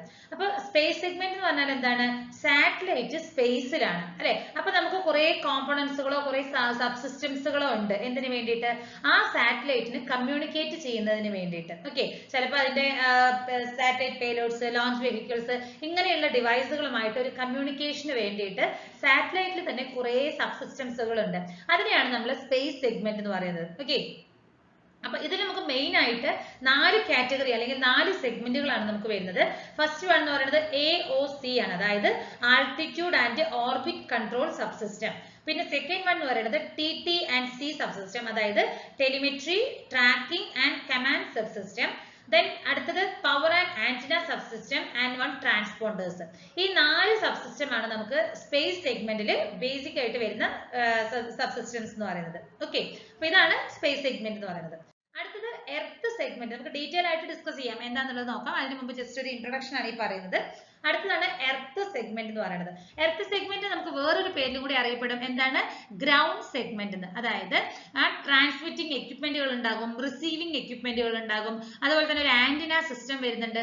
ഇതെല്ലാം കൂടി ഇൻക്ലൂഡഡ് ആയിട്ടുള്ളതാണ് ഈ പറയുന്ന എർത്ത് സെഗ്മെന്റ് അല്ലെങ്കിൽ ഗ്രൗണ്ട് സെഗ്മെന്റ് എന്ന് പറയുന്നത്. അപ്പോൾ ഈ ഒരു എർത്ത് സെഗ്മെന്റിന്റെ മെയിൻ കോമ്പണന്റ് എന്താണെന്ന് ചോദിച്ചിട്ടുണ്ടെങ്കിൽ അത് എർത്ത് സ്റ്റേഷൻ ആണ്. ഓക്കെ, അപ്പോൾ ഗ്രൗണ്ട് സെഗ്മെന്റിലായിരിക്കും ഉണ്ടാകുന്നത്, അതായത് നമുക്ക് സാറ്റലൈറ്റിൽ നിന്നും വരുന്ന സിഗ്നലുകൾ കമ്മ്യൂണിക്കേറ്റ് ചെയ്യാൻ, അതായത് സാറ്റലൈറ്റുമായിട്ട് ഒരു കമ്മ്യൂണിക്കേഷൻ പ്രൊവൈഡ് ചെയ്യുന്നതിന് വേണ്ടിയിട്ടാണ് എർത്ത് സെഗ്മെന്റ് വരുന്നത്. ഓക്കെ, അപ്പൊ നോക്കൂ, നമുക്ക് ആ ഒരു സാറ്റലൈറ്റ് കമ്മ്യൂണിക്കേഷനിൽ നമുക്ക് 2 സെഗ്മെന്റുകളാണ് വരുന്നത്. ഫസ്റ്റ് വൺ എന്ന് പറയുന്നത് സ്പേസ് സെഗ്മെന്റും സെക്കൻഡ് എന്ന് പറയുന്നത് എർത്ത് സെഗ്മെന്റും ആണ്. ഈ ഒരു കമ്മ്യൂണിക്കേഷൻ ലിങ്ക് വഴി they can communicate each other അല്ലെ. സ്പേസ് സെഗ്മെന്റിലും എർത്ത് സബ്സിസ്റ്റം, എർത്ത് സെഗ്മെന്റ് സബ്സിസ്റ്റത്തിന് കമ്മ്യൂണിക്കേറ്റ് ചെയ്യുന്നതിന് എന്താണ്, ഈ ഒരു കമ്മ്യൂണിക്കേഷൻ ലിങ്ക് യൂസ് ചെയ്തിട്ടാണ്. ഓക്കെ, അപ്പോൾ ട്രാൻസ്പോണ്ടർ എന്ന് പറഞ്ഞാൽ എന്താണ്, ഒരു കണക്റ്റിംഗ് ലിങ്ക് ആണ്. ട്രാൻസ്മിറ്റിംഗ് ആന്റിനയ്ക്കും റിസീവിംഗ് ആന്റിനയ്ക്കും തമ്മിലുള്ള ഒരു കണക്റ്റിംഗ് ലിങ്ക് പ്രൊവൈഡ് ചെയ്യുന്നതാണ് ഈ ട്രാൻസ്പോണ്ടർ എന്ന് പറയുന്നത്. ഇത് ഈ ഒരു സ്പേസ് സെഗ്മെന്റ് സബ്സിസ്റ്റത്തിൽ ഒരു ഇമ്പോർട്ടന്റ് ആയിട്ട്, വളരെ ഇമ്പോർട്ടന്റ് ആയിട്ടുള്ള ഒരു പാരാമീറ്റർ ആണ് ട്രാൻസ്പോണ്ടർ എന്ന് പറയുന്നത്. അപ്പൊ ട്രാൻസ്പോണ്ടർ എന്ത് ചെയ്യുന്നുണ്ട്, ട്രാൻസ്മിറ്റും ചെയ്യും റിസീവും ചെയ്യും. അതുകൊണ്ടാണ് അതിനൊരു കോമ്പിനേഷൻ നെയിം വന്നിരിക്കുന്നത്, ട്രാൻസ്പോണ്ടർ. ദാറ്റ് ഈസ് റെസ്പോണ്ടും ചെയ്യും ട്രാൻസ്മിറ്റും ചെയ്യും. നോക്കൂ, ട്രാൻസ്മിറ്റർ അതിൽ നിന്നാണ് ട്രാൻസും, റെസ്പോണ്ടറിൽ നിന്നുള്ള പോണ്ടറും, അങ്ങനെയാണ് നമുക്ക് ട്രാൻസ്പോണ്ടർ എന്നുള്ള ഒരു പേര് ഈ ഒരു ഡിവൈസ് അല്ലെങ്കിൽ ഈ ഒരു സബ്സിസ്റ്റത്തിന് വന്നിരിക്കുന്നത്. ഓക്കെ, അപ്പൊ ഈ ഒരു ട്രാൻസ്പോണ്ടർ എന്ന് പറഞ്ഞാൽ നമുക്ക് അറിയാം 2 ഫംഗ്ഷൻസ് ചെയ്യുന്നുണ്ട്. Amplifying and received input signals അല്ലെ, റിസീവ് ചെയ്തിരിക്കുന്ന ഇൻപുട്ട് സിഗ്നലിനെ ആംപ്ലിഫൈ ചെയ്യുകയും അതിനെ ഫ്രീക്വൻസിയിലേക്ക് ട്രാൻസ്ലേറ്റ് ചെയ്യുകയാണ് ചെയ്യുന്നത്. അപ്പൊ ഇതിൽ നമുക്ക് അപ്ലിങ്ക് ഡൗൺലിങ്കിൽ നിന്നുള്ള പല വാല്യൂസ് എടുത്തിട്ടായിരിക്കും, ഡിഫറെന്റ് ഫ്രീക്വൻസി യൂസ് ചെയ്തിട്ടായിരിക്കും നമ്മൾ എടുക്കുന്നത്. അതെന്തിനു വേണ്ടിയിട്ടാന്ന് പറഞ്ഞാൽ ട്രാൻസ്മിറ്റഡും റിസീവ്ഡും സിഗ്നൽസ് വരുന്ന ഒരു ഇന്റർഫറൻസ് റെഡ്യൂസ് ചെയ്യുന്നതിന് വേണ്ടിയിട്ടാണ്. ഓക്കെ, അപ്പൊ ഇതാണ് നമുക്ക് മെയിൻ ആയിട്ട് ആ ഒരു ട്രാൻസ്പോണ്ടറിന്റെ ബ്ലോക്ക് ഡയഗ്രാം എന്ന് പറയുന്നത്. നമുക്ക് സാറ്റലൈറ്റ് ആന്റിനയാണ് വരുന്നത്, പിന്നെ നമുക്കൊരു ഡ്യൂപ്ലെക്സർ വരുന്നുണ്ട്, then low noise amplifier, carrier processor, power amplifier, then again it moves to the duplexer, then transmitting and receiving ആണ് വരുന്നത്. ഓക്കെ, ഇനി ഓരോന്നിന്റെയും ഫംഗ്ഷൻ എന്താണെന്നുള്ളത് നമുക്ക് നോക്കാം. അപ്പൊ ഡ്യൂപ്ലെക്സർ എന്ന് പറഞ്ഞാൽ എന്താണ്, ഡ്യൂപ്ലെക്സ് നമുക്കറിയാം it is A 2-way micro gate ആണ്, അല്ലെങ്കിൽ 2-way കമ്മ്യൂണിക്കേഷൻ ആണ്.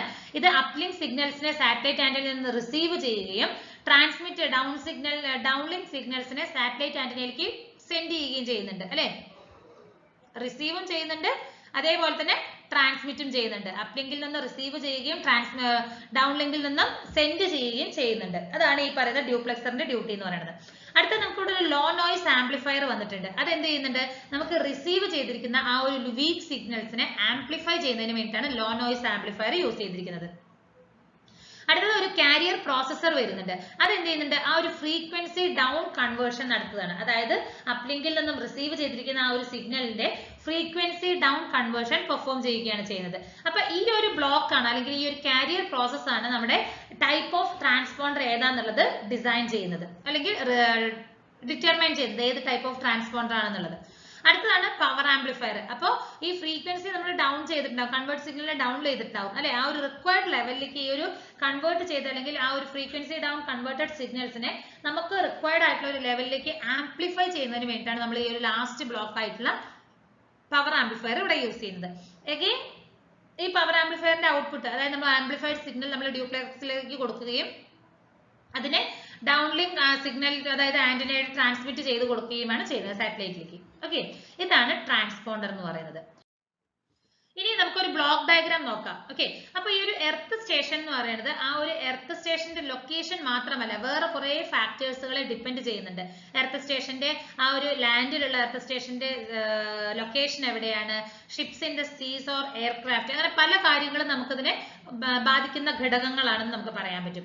അതേപോലെ തന്നെ അതിന്റെ service providing, frequency band utilisation, transmitter, receiver, antenna characteristics, ഈ പറയുന്നതിനെല്ലാം ഡിപ്പെൻഡ് ചെയ്തിട്ടാണ് നമുക്ക് ആ എർത്ത് സ്റ്റേഷന്റെ ആ ഒരു ക്വാളിറ്റി അല്ലെങ്കിൽ അതിന്റെ ഒരു റിസൾട്ട് എത്രത്തോളം ഉണ്ടെന്ന് നമുക്ക് പറയാനായിട്ട് പറ്റുള്ളൂ. മേജർ ആയിട്ട് നമുക്ക് 4 സബ്സിസ്റ്റം ആണ് എർത്ത് സ്റ്റേഷനിൽ വരുന്നത്. എന്തൊക്കെയാണ്, ഒരു ട്രാൻസ്മിറ്റർ വരുന്നുണ്ട്, റിസീവർ വരുന്നുണ്ട്, ആന്റിന വരുന്നുണ്ട്, ട്രാക്കിംഗ് സബ്സിസ്റ്റം. ഈ 4 എണ്ണമാണ് നമുക്ക് മേജർ ആയിട്ട് ഒരു എർത്ത് സ്റ്റേഷനിൽ വരുന്ന സബ്സിസ്റ്റംസ് എന്ന് പറയുന്നത്. അപ്പൊ നോക്കൂ, ഇതാണ് എനിക്ക് വരുന്ന ആ ഒരു എർത്ത് സ്റ്റേഷന്റെ ബ്ലോക്ക് ഡയഗ്രാം എന്ന് പറയുന്നത്. അപ്പൊ എനിക്ക് ഒരു ടെറസ്ട്രിയൽ നെറ്റ്വർക്ക് വരുന്നുണ്ട്, ഒരു ബേസ് ബാൻഡ് എക്യുപ്മെന്റ് വരുന്നുണ്ട്. ഇവിടെ ബേസ് ബാൻഡ് എക്യുപ്മെന്റിൽ നിന്ന് എനിക്ക് എന്താണ്, ഒരു mugs or encoder, modulator, up converter, high power amplifier, then ഇവിടെ നമുക്ക് ഒരു ഡ്യൂപ്ലെക്സർ യൂസ് ചെയ്തിട്ട് ആന്റിന വരുന്നുണ്ട്. അതിൽ നിന്നുള്ള ഒരു സിഗ്നൽ നമുക്ക് low noise amplifier, down converter, demodulator, demux, അതായത് ഇത്രയും ചെയ്യുന്നതിന്റെ ജസ്റ്റ് ഓപ്പോസിറ്റ് ഫംഗ്ഷൻ ആണ് നമുക്ക് ഈ പറയുന്ന ഈ ഒരു പോർഷനിൽ വന്നിരിക്കുന്നത് അല്ലെ.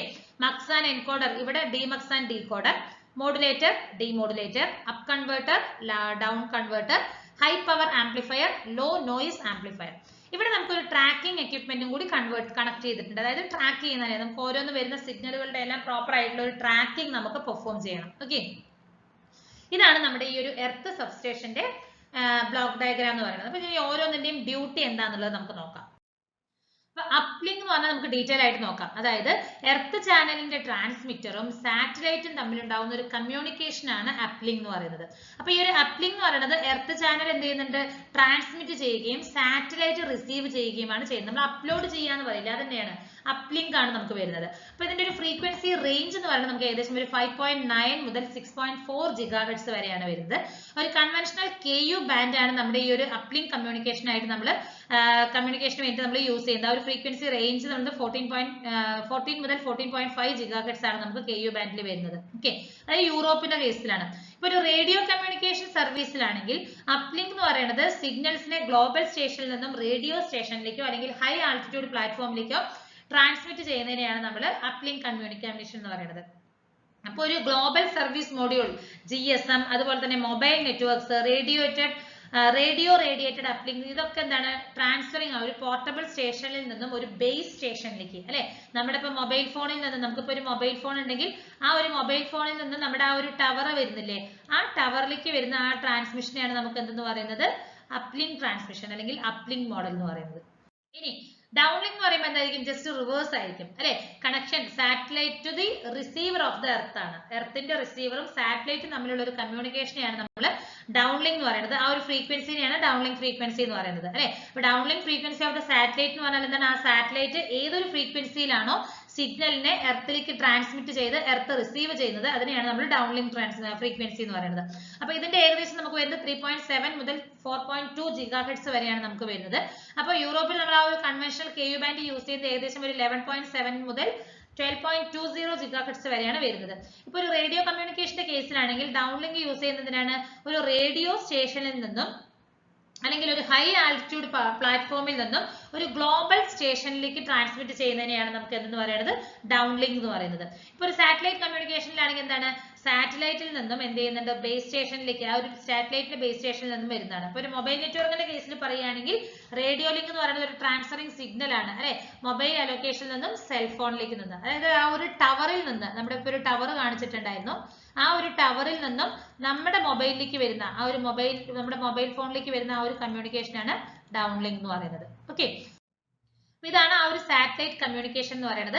അപ്പൊ ഇത് ഞാനൊരു എർത്ത് സ്റ്റേഷൻ ആയിട്ട് കൺസിഡർ ചെയ്തിരിക്കുകയാണ്. അപ്പൊ എർത്ത് സ്റ്റേഷനിൽ നിന്ന് നമുക്ക് അപ്ലിങ്ക്, അതായത് ഞാൻ എർത്ത് സ്റ്റേഷന്റെ ട്രാൻസ്മിറ്ററിൽ നിന്നും അപ്ലിങ്ക് മോഡ് ഓഫ് നമുക്ക് സാറ്റലൈറ്റിലേക്ക് കൊടുത്തിരിക്കുകയാണ്. സാറ്റലൈറ്റിന്റെ റിസൾട്ട് എന്ത് ചെയ്തിരിക്കുന്നത്, റിട്ടേൺ എനിക്ക് ഒരു ഡൗൺലിങ്ക് ട്രാൻസ്മിഷൻ, ഡൗൺലിങ്ക് മോഡൽ വഴി എർത്തിന്റെ റിസീവറിലേക്ക് വരുന്നുണ്ട് അല്ലെ. അതേപോലെ തന്നെ ഇവിടെ നോക്കൂ, ഇതിപ്പോ ഞാൻ ഒരു എയറോപ്ലെയിൻ ആയിട്ട് കൺസിഡർ ചെയ്തിരിക്കുകയാണ് അല്ലെ. എയറോപ്ലെയിനിൽ എങ്ങനെയാണ്, നമുക്ക് അപ്ലിങ്ക് എന്ന് പറയുമ്പോൾ സാറ്റലൈറ്റിലേക്ക് കമ്മ്യൂണിക്കേഷൻ കൊടുത്തിരിക്കുകയാണ്, അവിടെ നിന്നും വരുന്നത് എനിക്ക് റിസീവ് ചെയ്തിട്ട് ഡൗൺലിങ്കിലേക്കും കൊടുത്തിരിക്കുകയാണ്. ഓക്കെ, ഇതാണ് നമുക്ക് വരുന്ന അപ്ലിങ്ക് മോഡലും ഡൗൺലിങ്ക് മോഡലും. അപ്പൊ GPS എന്ന് പറഞ്ഞാൽ എന്താണ്, ഗ്ലോബൽ പൊസിഷനിങ് സിസ്റ്റം ആണ്. ഇതൊരു റേഡിയോ നേവിഗേഷൻ സിസ്റ്റം ആണ്. നമുക്ക് ലാൻഡിൽ യൂസ് ചെയ്യാം, സീ, എയർ, അതായത് ഒരു പർട്ടിക്കുലർ ഡിവൈസിന്റെ എക്സാക്ട്, ഒരു പർട്ടിക്കുലർ സാധനത്തിന്റെ ഒരു എക്സാക്ട് ലൊക്കേഷൻ എവിടെയാണ്, അതിന്റെ ടൈം എത്രയാണ്, അതിന്റെ വെലോസിറ്റി, വെതർ കണ്ടീഷൻ റെസ്പെക്റ്റീവ് ആയിട്ട് അതിന്റെ വെലോസിറ്റി എന്താണ്, ടൈം എന്താണ്, അതിന്റെ ലൊക്കേഷൻ, എക്സാക്ട് ലൊക്കേഷൻ എന്താണ്, ഇതൊക്കെ ഐഡന്റിഫൈ ചെയ്യുന്നതിന് വേണ്ടിയിട്ട് അല്ലെങ്കിൽ ഇതൊക്കെ ഡിറ്റർമൈൻ ചെയ്യുന്നതിന് വേണ്ടിയിട്ടുള്ള ഒരു റേഡിയോ നേവിഗേഷൻ സിസ്റ്റം ആണ് ഈ GPS എന്ന് പറയുന്നത്. ഓക്കെ, ആദ്യമായിട്ട് 1960 US മിലിറ്ററിയാണ് ഈ ഒരു GPS ആദ്യമായിട്ട് യൂസ് ചെയ്തിരിക്കുന്നത്. അപ്പൊ ഇനി അതിൽ എന്തൊക്കെ കോമ്പണന്റുകളാണ് വരുന്നത് നമുക്ക് നോക്കാം. GPS മെയിൻ ആയിട്ട് നമുക്ക് 3 പാർട്ടാണ് വരുന്നത്. ഒന്ന് സാറ്റലൈറ്റ് വരുന്നുണ്ട്, പിന്നെ ഒരു ഗ്രൗണ്ട് സ്റ്റേഷൻ വരുന്നുണ്ട്, പിന്നെ ഒരു റിസീവേഴ്സ് വരുന്നുണ്ട്. ഓക്കെ, അപ്പൊ ഇതൊക്കെയാണ് മെയിൻ ആയിട്ട് വരുന്ന കോമ്പണന്റ് ഓഫ് എ GPS എന്ന് പറയുന്നത്. നമുക്ക് ഞാൻ ഒരു സ്ട്രക്ചർ വെച്ച് നമുക്ക് നോക്കാം എന്തൊക്കെയാണെന്നുള്ളത്. ഇനി നമുക്ക് ആപ്ലിക്കേഷൻസ് നോക്കാം, എവിടെയൊക്കെയാണെന്ന് നോക്കാം. നമ്മൾ പറഞ്ഞ പോലെ തന്നെ നേവിഗേഷൻ അല്ലെ, മിലിറ്ററി പർപ്പസിൽ വരുന്ന ആ ഒരു സോൾജിയേഴ്സ്, ഇപ്പൊ ഏതെങ്കിലും ഒരു നമുക്ക് അൺനോൺ ലാൻഡിൽ സോൾജിയേഴ്സ് പോയിട്ടുണ്ടെങ്കിൽ അവിടെ നമുക്ക് കാൽക്കുലേറ്റ് യൂസ് ചെയ്യാനായിട്ട് പറ്റും, ലൊക്കേഷൻ ഫൈൻഡ് ചെയ്യാനായിട്ട് പറ്റും. സെക്യൂരിറ്റി അല്ലെ, ഇപ്പൊ സപ്പോസ് ഏതെങ്കിലും നമ്മുടെ ഒരു മൊബൈൽ ഫോണോ അങ്ങനെ എന്തെങ്കിലും ഡിവൈസസുകൾ മിസ്സായിട്ടുണ്ടെങ്കിൽ നമുക്ക് അത് ആ ഒരു GPS ലൊക്കേഷൻ ട്രാക്ക് ചെയ്തിട്ട് നമുക്ക് കണ്ടുപിടിക്കാനായിട്ട് പറ്റും. ടാർഗറ്റ് ട്രാക്കിംഗ്, നമുക്ക് അതുപോലെ തന്നെ വേരിയസ് ടാർഗറ്റുകൾ ഉണ്ടാവും, നമുക്ക് അതൊക്കെ ലൊക്കേറ്റ് ചെയ്തെടുക്കാനായിട്ട് പറ്റും. സെർച്ച് ആൻഡ് റെസ്ക്യൂ അല്ലെ, ഇപ്പൊ ലാൻഡ്സ്കേപ്പോ അല്ലെങ്കിൽ ഫ്ലഡോ അങ്ങനത്തെ എന്തെങ്കിലുമൊക്കെ ഇതിൽ വരികയാണെങ്കിൽ നമുക്ക് ആ ഒരു GPS നമ്മൾ കണക്ട് ചെയ്ത എന്തെങ്കിലും ഡിവൈസ് ഉണ്ടെങ്കിൽ നമുക്ക് അതിനെ ലൊക്കേറ്റ് ചെയ്ത് നമുക്ക് എന്ത് ചെയ്യാൻ പറ്റും, ഈ പറയുന്ന ആൾക്കാരെ, അതായത് എന്തെങ്കിലും ഒരു റെസ്ക്യൂ പ്രോസസ്സിനായിട്ട് നമുക്ക് പറ്റും. അതുപോലെ തന്നെ ടെലിഫോൺ ലൈൻസിൽ നമ്മൾ യൂസ് ചെയ്യുന്നുണ്ട് റിമോട്ട് സെൻസിങ് ആൻഡ് GIS, ഇതിനൊക്കെ നമ്മൾ എന്ത് ചെയ്യുന്നുണ്ട്, ഈ പറയുന്ന GPSന്റെ ആപ്ലിക്കേഷൻ വളരെ കൂടുതലായിട്ട് നമ്മൾ യൂസ് ചെയ്യുന്നുണ്ട്. ഓക്കെ, ഇനി ഇതിന്റെ അഡ്വാൻറ്റേജുകളൊക്കെ നമുക്ക് നോക്കാം. നേവിഗേഷൻ പ്രൊസീജിയർ അല്ലെ, GPS എന്ന് പറയുന്നത് നമുക്ക് ഒരുപാട് നേവിഗേഷൻ പ്രോസസ്സിനൊക്കെ നമുക്ക് ഹെൽപ്പ് ചെയ്യുന്നുണ്ട്. അപ്പൊ അതുകൊണ്ട് തന്നെ നമ്മൾ പ്രോപ്പർ ആയിട്ട് ഒരു ഡെസ്റ്റിനേഷനിൽ റീച്ച് ചെയ്യാനായിട്ട് സാധിക്കുന്നുണ്ട്. അക്യുറസി, ആ ഒരു സർവറുകളിലൊക്കെ നമുക്ക് അക്യുറസി, മാക്സിമം അക്യുറസി പ്രൊവൈഡ് ചെയ്യുന്നുണ്ട്. മിനിമം എറർ ആയിരിക്കും നമുക്ക്, maximum almost all of the കേസസിൽ നമുക്ക് മിനിമം എറർ ആണ്. അതായത് നമുക്ക് ഈ GPSൽ നിന്ന് കിട്ടുന്ന റിസൾട്ട് എന്ന് പറയുന്നത് ഏകദേശം നമുക്ക് മാക്സിമം അക്യുറേറ്റ് ആയിട്ടുള്ള ഒരു റിസൾട്ട് ആയിരിക്കും. ഡിപെൻഡൻസി നോക്കുമ്പോൾ ഇത് വെതറിനെ ഡിപെൻഡ് ചെയ്യുന്നില്ല, നമ്മൾ പറഞ്ഞു irrespective of weather conditions already പറഞ്ഞിരുന്നു. സോ ഡിപെൻഡൻസി ഇല്ല. പാത്ത് ഡയറക്ഷൻ എന്ന് പറയുന്നത് ഒരു ഡയറക്ഷൻ ആ ഒരു ബോട്ടിലേക്കോ അല്ലെങ്കിൽ ആ ഒരു ഏതെങ്കിലും കറക്റ്റ് ആയിട്ട് ഒരു ഡയറക്ഷൻ പ്രൊവൈഡ് ചെയ്യാനായിട്ട് പറ്റുന്നുണ്ട്. അതുപോലെ തന്നെ നിയറസ്റ്റ് പ്ലേസസ് ലൊക്കേറ്റ് ചെയ്യുന്നുണ്ട്. ഇത് വളരെ ഹൈലി ഡെവലപ്ഡ് ടെക്നോളജിയാണ്, ഒരു കോസ്റ്റ് എഫക്റ്റീവ് ആണ് അല്ലെ. നമുക്കിപ്പോൾ നോർമൽ ആയിട്ട് സ്റ്റുഡൻസിനോ പ്രൊഫഷണൽസിനോ ആർക്ക് വേണമെങ്കിലും നമുക്ക് യൂസ് ചെയ്യാൻ പറ്റുന്ന രീതിയിലുള്ള ഒരു കോസ്റ്റ് എഫക്റ്റീവ് ആണ്. ട്രാക്ക് ആൻഡ് മോണിറ്റർ വെഹിക്കിൾസ്, ഇപ്പൊ എന്തെങ്കിലും ഒരു വണ്ടികളിലോ അങ്ങനെ എന്തെങ്കിലും പ്രശ്നങ്ങൾ വരികയോ മിസ്സാകുകയോ ചെയ്തിട്ടുണ്ടെങ്കിൽ നമുക്ക് GPS കണക്ട് ചെയ്തിട്ടുണ്ടെങ്കിൽ നമുക്കത് ഈസി ആയിട്ട് ഐഡന്റിഫൈ ചെയ്യാനായിട്ട് സാധിക്കും. ഇനി നമുക്കതിൽ ഡിസഡ്വാൻറ്റേജുകളും വരുന്നുണ്ട് അല്ലെ, അഡ്വാൻറ്റേജ് മാത്രമല്ല ഡിസഡ്വാൻറ്റേജും വരുന്നുണ്ട്. ഇവിടെ നമുക്ക് പ്രോപ്പർ ആയിട്ട് ഒരു ഹാർഡ്വെയർ അല്ലെങ്കിൽ സോഫ്റ്റ്വെയർ ഇംപ്ലിമെന്റേഷൻ വേണം. നമുക്ക് ആ ഒരു ഇംപ്ലിമെന്റേഷൻ സമയത്ത് പ്രോപ്പർ ആയിട്ട് ഹാർഡ്വെയറും സോഫ്റ്റ്വെയറും നമുക്ക് ആവശ്യം വരുന്നുണ്ട്. ഹാമ്പർ GPS റിസൾട്ട് ആണ്. ഇപ്പൊ എന്തെങ്കിലും ഒരു അറ്റ്മോസ്ഫിയറിക് ഡിസ്റ്റർബൻസ് ഒക്കെ ആകുകയാണ് എർത്തിന്റെ ഓർബിറ്റില്, അപ്പൊ നമുക്ക് ആ ഒരു റിസൾട്ടിൽ ഒരു ഹാമ്പർ റിസൾട്ട് ആയിരിക്കും നമുക്ക് കിട്ടുന്നത്. അതുപോലെ തന്നെ correct placement of satellite, placement അതായത് സാറ്റലൈറ്റിന്റെ പൊസിഷൻ അല്ലെങ്കിൽ ആ ഒരു പ്ലേസ്മെന്റ് എന്ന് പറയുന്നത് കറക്റ്റ് ആയില്ലെങ്കിൽ നമുക്കതിൽ കിട്ടുന്ന റിസൾട്ടും അതുപോലെ കറക്റ്റ് ആയിരിക്കില്ല. പിന്നെ സെക്യൂരിറ്റി ലീക്സുകൾ അല്ലെ, ആ ഒരു പ്രൈവസി ലീക്ക് വെച്ച് നമുക്ക് കൂടുതലായിട്ട് വരാൻ ചാൻസസ് വരുന്നുണ്ട്. പിന്നെ block in the path of the image, ഇപ്പൊ എന്തെങ്കിലും ഒരു സ്ട്രക്ചറൽ ഒബ്സ്ട്രാക്കിൾസ് വരികയാണ് ആ ഒരു സാറ്റലൈറ്റ് ഇമേജിന്റെ ആ ഒരു പാത്തിൽ വരികയാണെങ്കിൽ അതും നമുക്ക് എറർ കിട്ടാനായിട്ട് ചാൻസസ് ഉണ്ട്. പവർ, നീഡ് ഫോർ പവർ ആണ്, ഒരു കോൺസ്റ്റന്റ് പവർ സപ്ലൈ നമുക്ക് ഇതിലേക്ക് ആവശ്യം വരുന്നുണ്ട്. അപ്പൊ ഡയറക്റ്റ് ടു ഹോം ബ്രോഡ്കാസ്റ്റ് അല്ലെങ്കിൽ DTH എന്ന് പറഞ്ഞാൽ എന്താണ്? അതൊരു റിസപ്ഷൻ ഓഫ് സാറ്റലൈറ്റ് പ്രോഗ്രാംസ് ആണ് അല്ലെ. നമ്മുടെ വീടുകളിലൊക്കെ DTH സർവീസ് ഉണ്ടാവുമല്ലോ. അതായത് ഇൻഡിവിജ്വൽ ആയിട്ട് നമുക്ക് ഹോമുകളിലൊക്കെ എന്ത് ചെയ്യാൻ പറ്റും? പേഴ്സണൽ ആയിട്ട് ഒരു ഡിഷ് വെച്ചിട്ട് നമ്മൾ എന്ത് ചെയ്യുന്ന ആ ഒരു ചാനൽ അല്ലെങ്കിൽ ആ ഒരു frequency matching channel band width ഒക്കെ ആയിട്ട് നമ്മൾ വീട്ടിൽ നമ്മൾ യൂസ് ചെയ്യുന്നുണ്ട് അല്ലെ. പല ചാനലുകളും നമുക്കതിൽ യൂസ് ചെയ്യാനായിട്ട് സാധിക്കുന്നുണ്ട്. അപ്പൊ അതാണ് DTH എന്ന് പറയുന്നത്, ഡയറക്റ്റ് ടു ഹോം ടെലിവിഷനിലേക്ക് വേണ്ടിയിട്ടുള്ള ഒരു ആപ്ലിക്കേഷൻ ആണ്. ഓക്കെ, അപ്പൊ DTH broadcasting to home TV receivers എന്ന് പറയുന്നത് KU ബാൻഡിലായിരിക്കും. അവിടെ ഉണ്ടാകുന്ന ഫ്രീക്വൻസി എന്ന് പറയുന്നത് ഏകദേശം 12 GHz.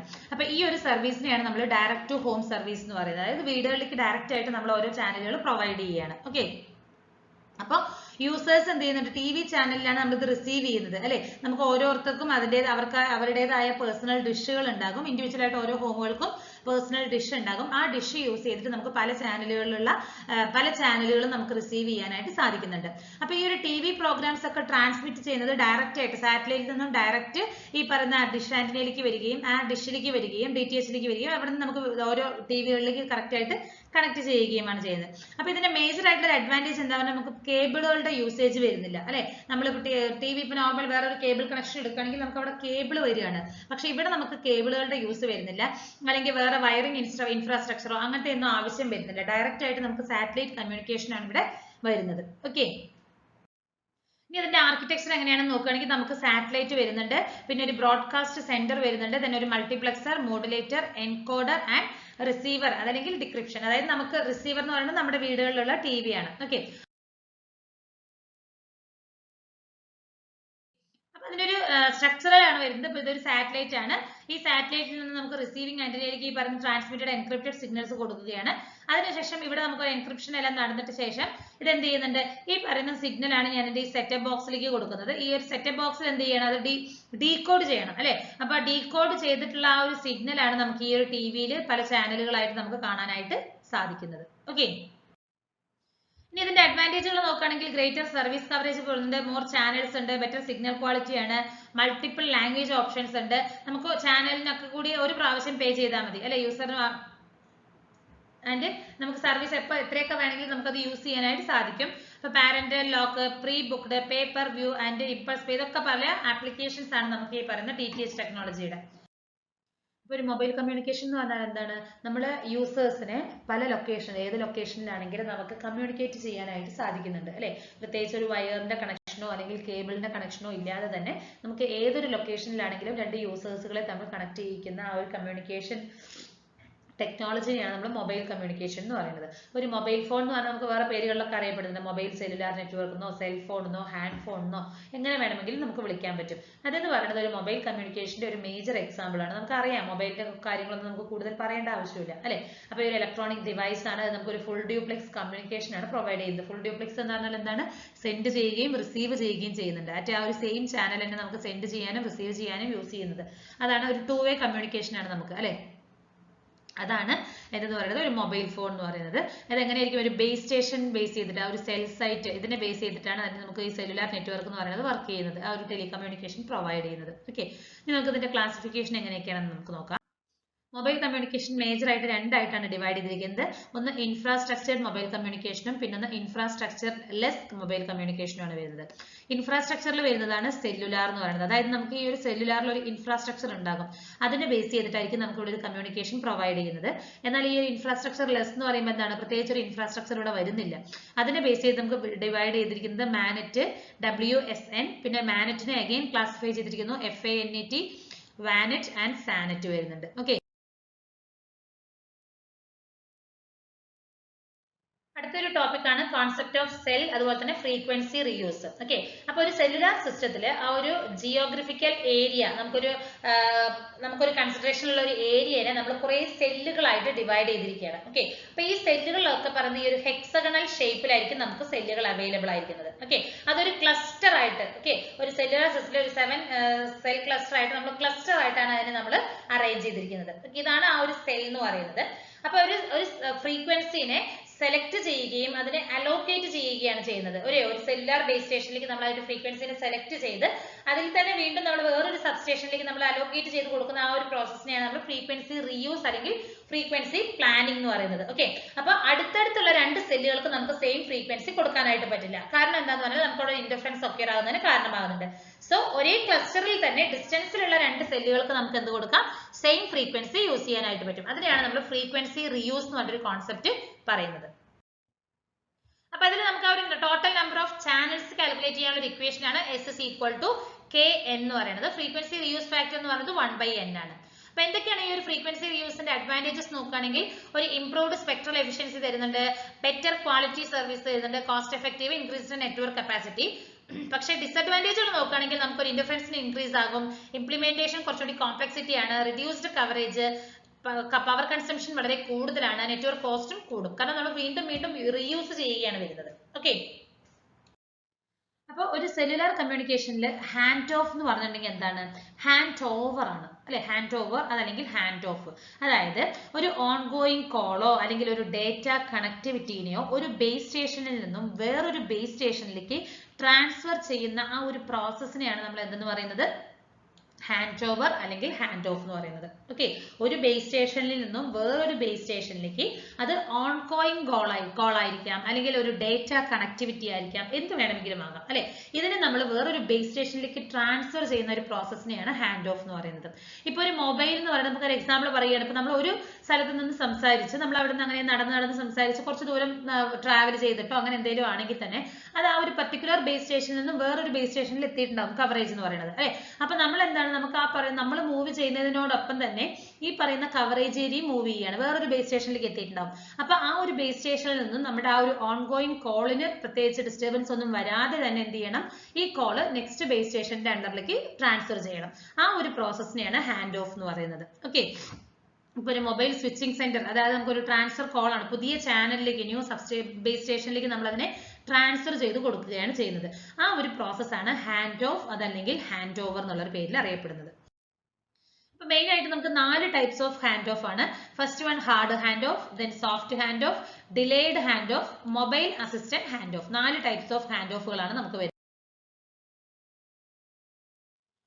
അടുത്ത ഒരു ടോപ്പിക് എന്താണ്, ഫേഡിംഗ് ആണ് അല്ലെ. ഫേഡിംഗ് എന്ന് പറഞ്ഞാൽ എന്താണ്, ഒരു വയർലെസ് കമ്മ്യൂണിക്കേഷനിൽ ഒരു സിഗ്നലിന്റെ, ഒരു റേഡിയോ സിഗ്നലിന്റെ സ്ട്രെങ്ത്തും ക്വാളിറ്റിയും അതിന്റെ ടൈമിനും ഡിസ്റ്റൻസിനും അനുസരിച്ചും വേരി ആയിക്കൊണ്ടിരിക്കുകയാണ്, ഫ്ലക്ച്വേറ്റ് ആയിക്കൊണ്ടിരിക്കുന്നതിന് ആ ഒരു പ്രോസസ്സിനെ അല്ലെങ്കിൽ ആ ഒരു ഫിനോമിനയാണ് എന്ന് പറയുന്നത് ഫേഡിംഗ് എന്ന് പറയുന്നത്. ഓക്കെ, അപ്പൊ ഫേഡിംഗ് മെയിൻ ആയിട്ട് നമുക്ക് 2 ടൈപ്സ് ആണ് വരുന്നത്, ലാർജ് സ്കെയിൽ ഫേഡിംഗും സ്മോൾ സ്കെയിൽ ഫേഡിംഗും ആണ്. Small scale again classified into multipath delay spread, അതുപോലെ തന്നെ ഡോപ്ലർ സ്പ്രെഡ്. ലാർജ് സ്കെയിൽ വരുന്നത് path loss and shadowing. Okay, അപ്പൊ ഇത് നമ്മൾ ഡീറ്റെയിൽ ആയിട്ട് ഓരോന്നും ഡിസ്കസ് ചെയ്തിട്ടുണ്ട്. ഫേഡിംഗ് എന്ന് പറഞ്ഞാൽ എന്താണ്, നമ്മുടെ റേഡിയോ സിഗ്നലിൽ ഉണ്ടാവുന്ന സ്ട്രെങ്ത്തിലും ക്വാളിറ്റിയിലും വരുന്ന ആ ഒരു ഫ്ലക്ച്വേഷൻസിനെയാണ്, ടൈമിനും ഡിസ്റ്റൻസിനും അനുസരിച്ച് വരുന്ന ആ ഒരു ഫ്ലക്ച്വേഷൻസിനെയാണ് നമ്മൾ എന്ന് പറയുന്നത് ഫേഡിംഗ് എന്ന് പറയുന്നത്. ഓക്കെ,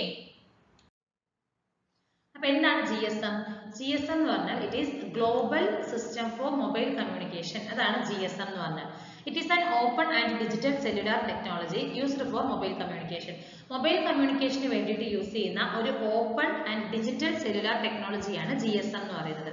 ഓക്കെ, ഇതിൽ മെയിൻ ആയിട്ട് നമുക്ക് 4 ഡിഫറെന്റ് ബാൻഡുകളാണ്, ഫ്രീക്വൻസി ബാൻഡുകളാണ് യൂസ് ചെയ്യുന്നത്. ഏതൊക്കെയാണ്? 850 MHz, 900 MHz, 1800 MHz and 1900 MHz. ഈ 4 ഡിഫറെന്റ് ഫ്രീക്വൻസി ബാൻഡ്സ് ആണ് നമ്മൾ യൂസ് ചെയ്യുന്നത്. ഓക്കെ, അതേപോലെ തന്നെ ഈ GSM-ൽ നമ്മൾ combination of FDMA and TDMA, അതായത് ഫ്രീക്വൻസി ഡിവിഷൻ മൾട്ടിപ്പിൾ ആക്സസ്, അതുപോലെ തന്നെ ടൈം ഡിവിഷൻ മൾട്ടിപ്പിൾ ആക്സസ്, ഇതിന്റെ ഒരു കോമ്പിനേഷൻ ആണ് നമ്മൾ ഈ ഒരു GSM-ൽ യൂസ് ചെയ്യുന്നത്. ഓക്കെ, ഇനി ഇതിന്റെ മെയിൻ 4 പാർട്ടുകളാണ് GSM-ന്റെ: mobile station, the base station subsystem, the network switching subsystem and the operation support subsystem. 4 station ആണ് അല്ലെങ്കിൽ 4 എന്താണ് നമുക്ക് വരുന്നത്.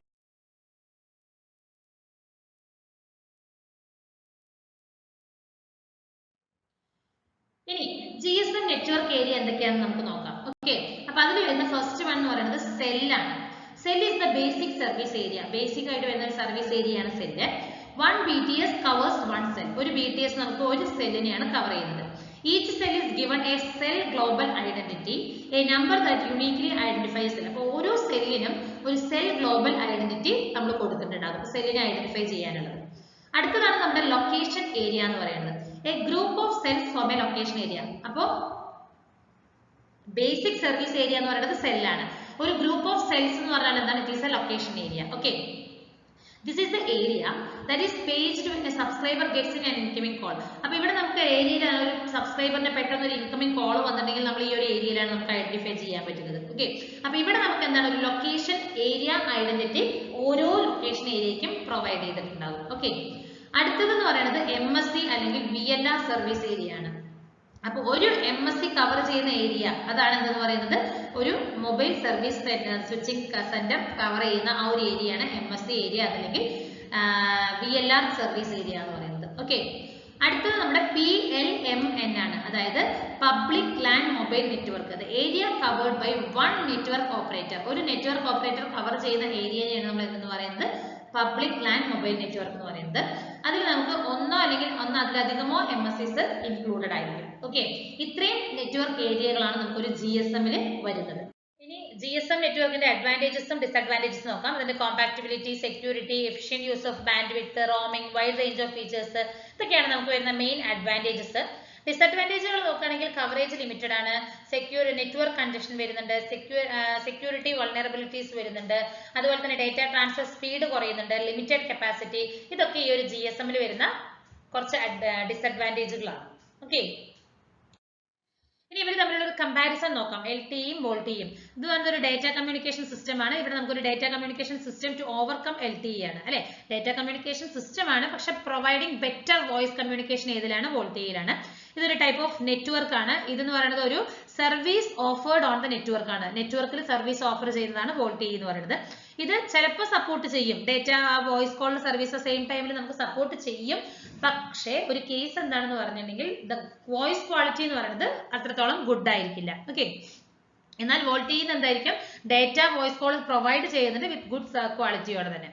പിന്നെ ഇപ്പൊ സപ്പോസ് ഒരു data and voice call together നടത്തുകയാണ്, നമ്മൾ പറഞ്ഞു വോയിസ് കോളിംഗ് എന്ന് പറയുന്നത് ഗുഡ് ആയിരിക്കില്ല, പക്ഷെ ഇവിടെ നമുക്ക് ഹൈ ക്വാളിറ്റിയിലുള്ള വോയിസ് കോൾ നമുക്ക് പറ്റുന്നുണ്ട്.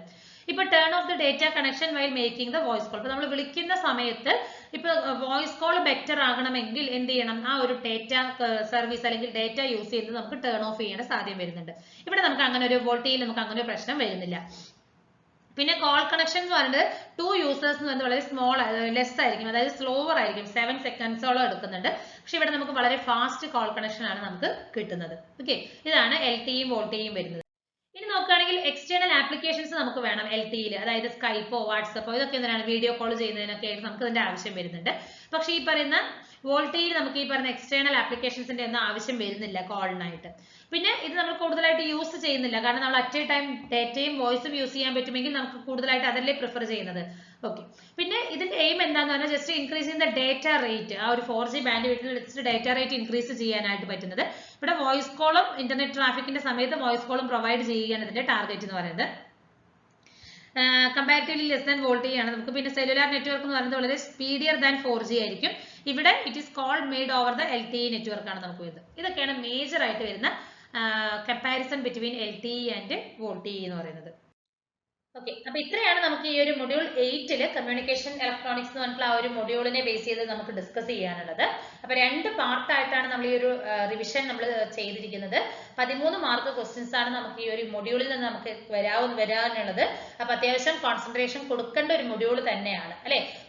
ഒരുപാട് ടോപ്പിക്, ഒരുപാട് ഏരിയ കവർ ചെയ്തിട്ടുള്ള ഒരു ടോപ്പിക്കാണ് കമ്മ്യൂണിക്കേഷൻ എന്ന് പറഞ്ഞിട്ടുള്ള എല്ലാ ടോപ്പിക്കുകളും നമുക്ക് ഇതിന്റെ ഉള്ളിൽ വന്നിട്ടുണ്ട്. Okay, satellite, optical, analogue, digital, അങ്ങനെ എല്ലാ കമ്മ്യൂണിക്കേഷനും കൂടി കമ്പൈൻ ചെയ്തിട്ടുള്ള ഒരു മൊഡ്യൂളാണിത്. അപ്പോൾ നമ്മളിതിൽ 2 പാർട്ടായിട്ടാണ് നമ്മൾ ക്ലാസ് ആപ്പിലാണെങ്കിലും കണ്ടന്റുകൾ ഇൻക്ലൂഡ് ചെയ്തിരിക്കുന്നത്. അപ്പോൾ ഒരു നിയർലി ഒരു 750 എബോവ് ക്വസ്റ്റ്യൻസ് നമുക്ക് ഈ ഒരു മൊഡ്യൂളിൽ നിന്ന് തന്നെ മാത്രം വന്നിട്ടുണ്ട്. സോ അത്യാവശ്യം നല്ല രീതിയിൽ പ്രാക്ടീസ് ചെയ്യുക, എല്ലാ ക്വസ്റ്റ്യൻസും അറ്റൻഡ് ചെയ്യുക, ടെസ്റ്റുകൾ നമ്മൾ കുറേ ഇട്ടിട്ടുണ്ട്, അതൊക്കെ അറ്റൻഡ് ചെയ്ത് നല്ലപോലെ പഠിച്ച് ഫുൾ മാർക്ക് സ്കോർ ചെയ്യാനായിട്ട് ശ്രദ്ധിക്കുക ഈ ഒരു മൊഡ്യൂളിൽ നിന്ന്. Okay, thank you.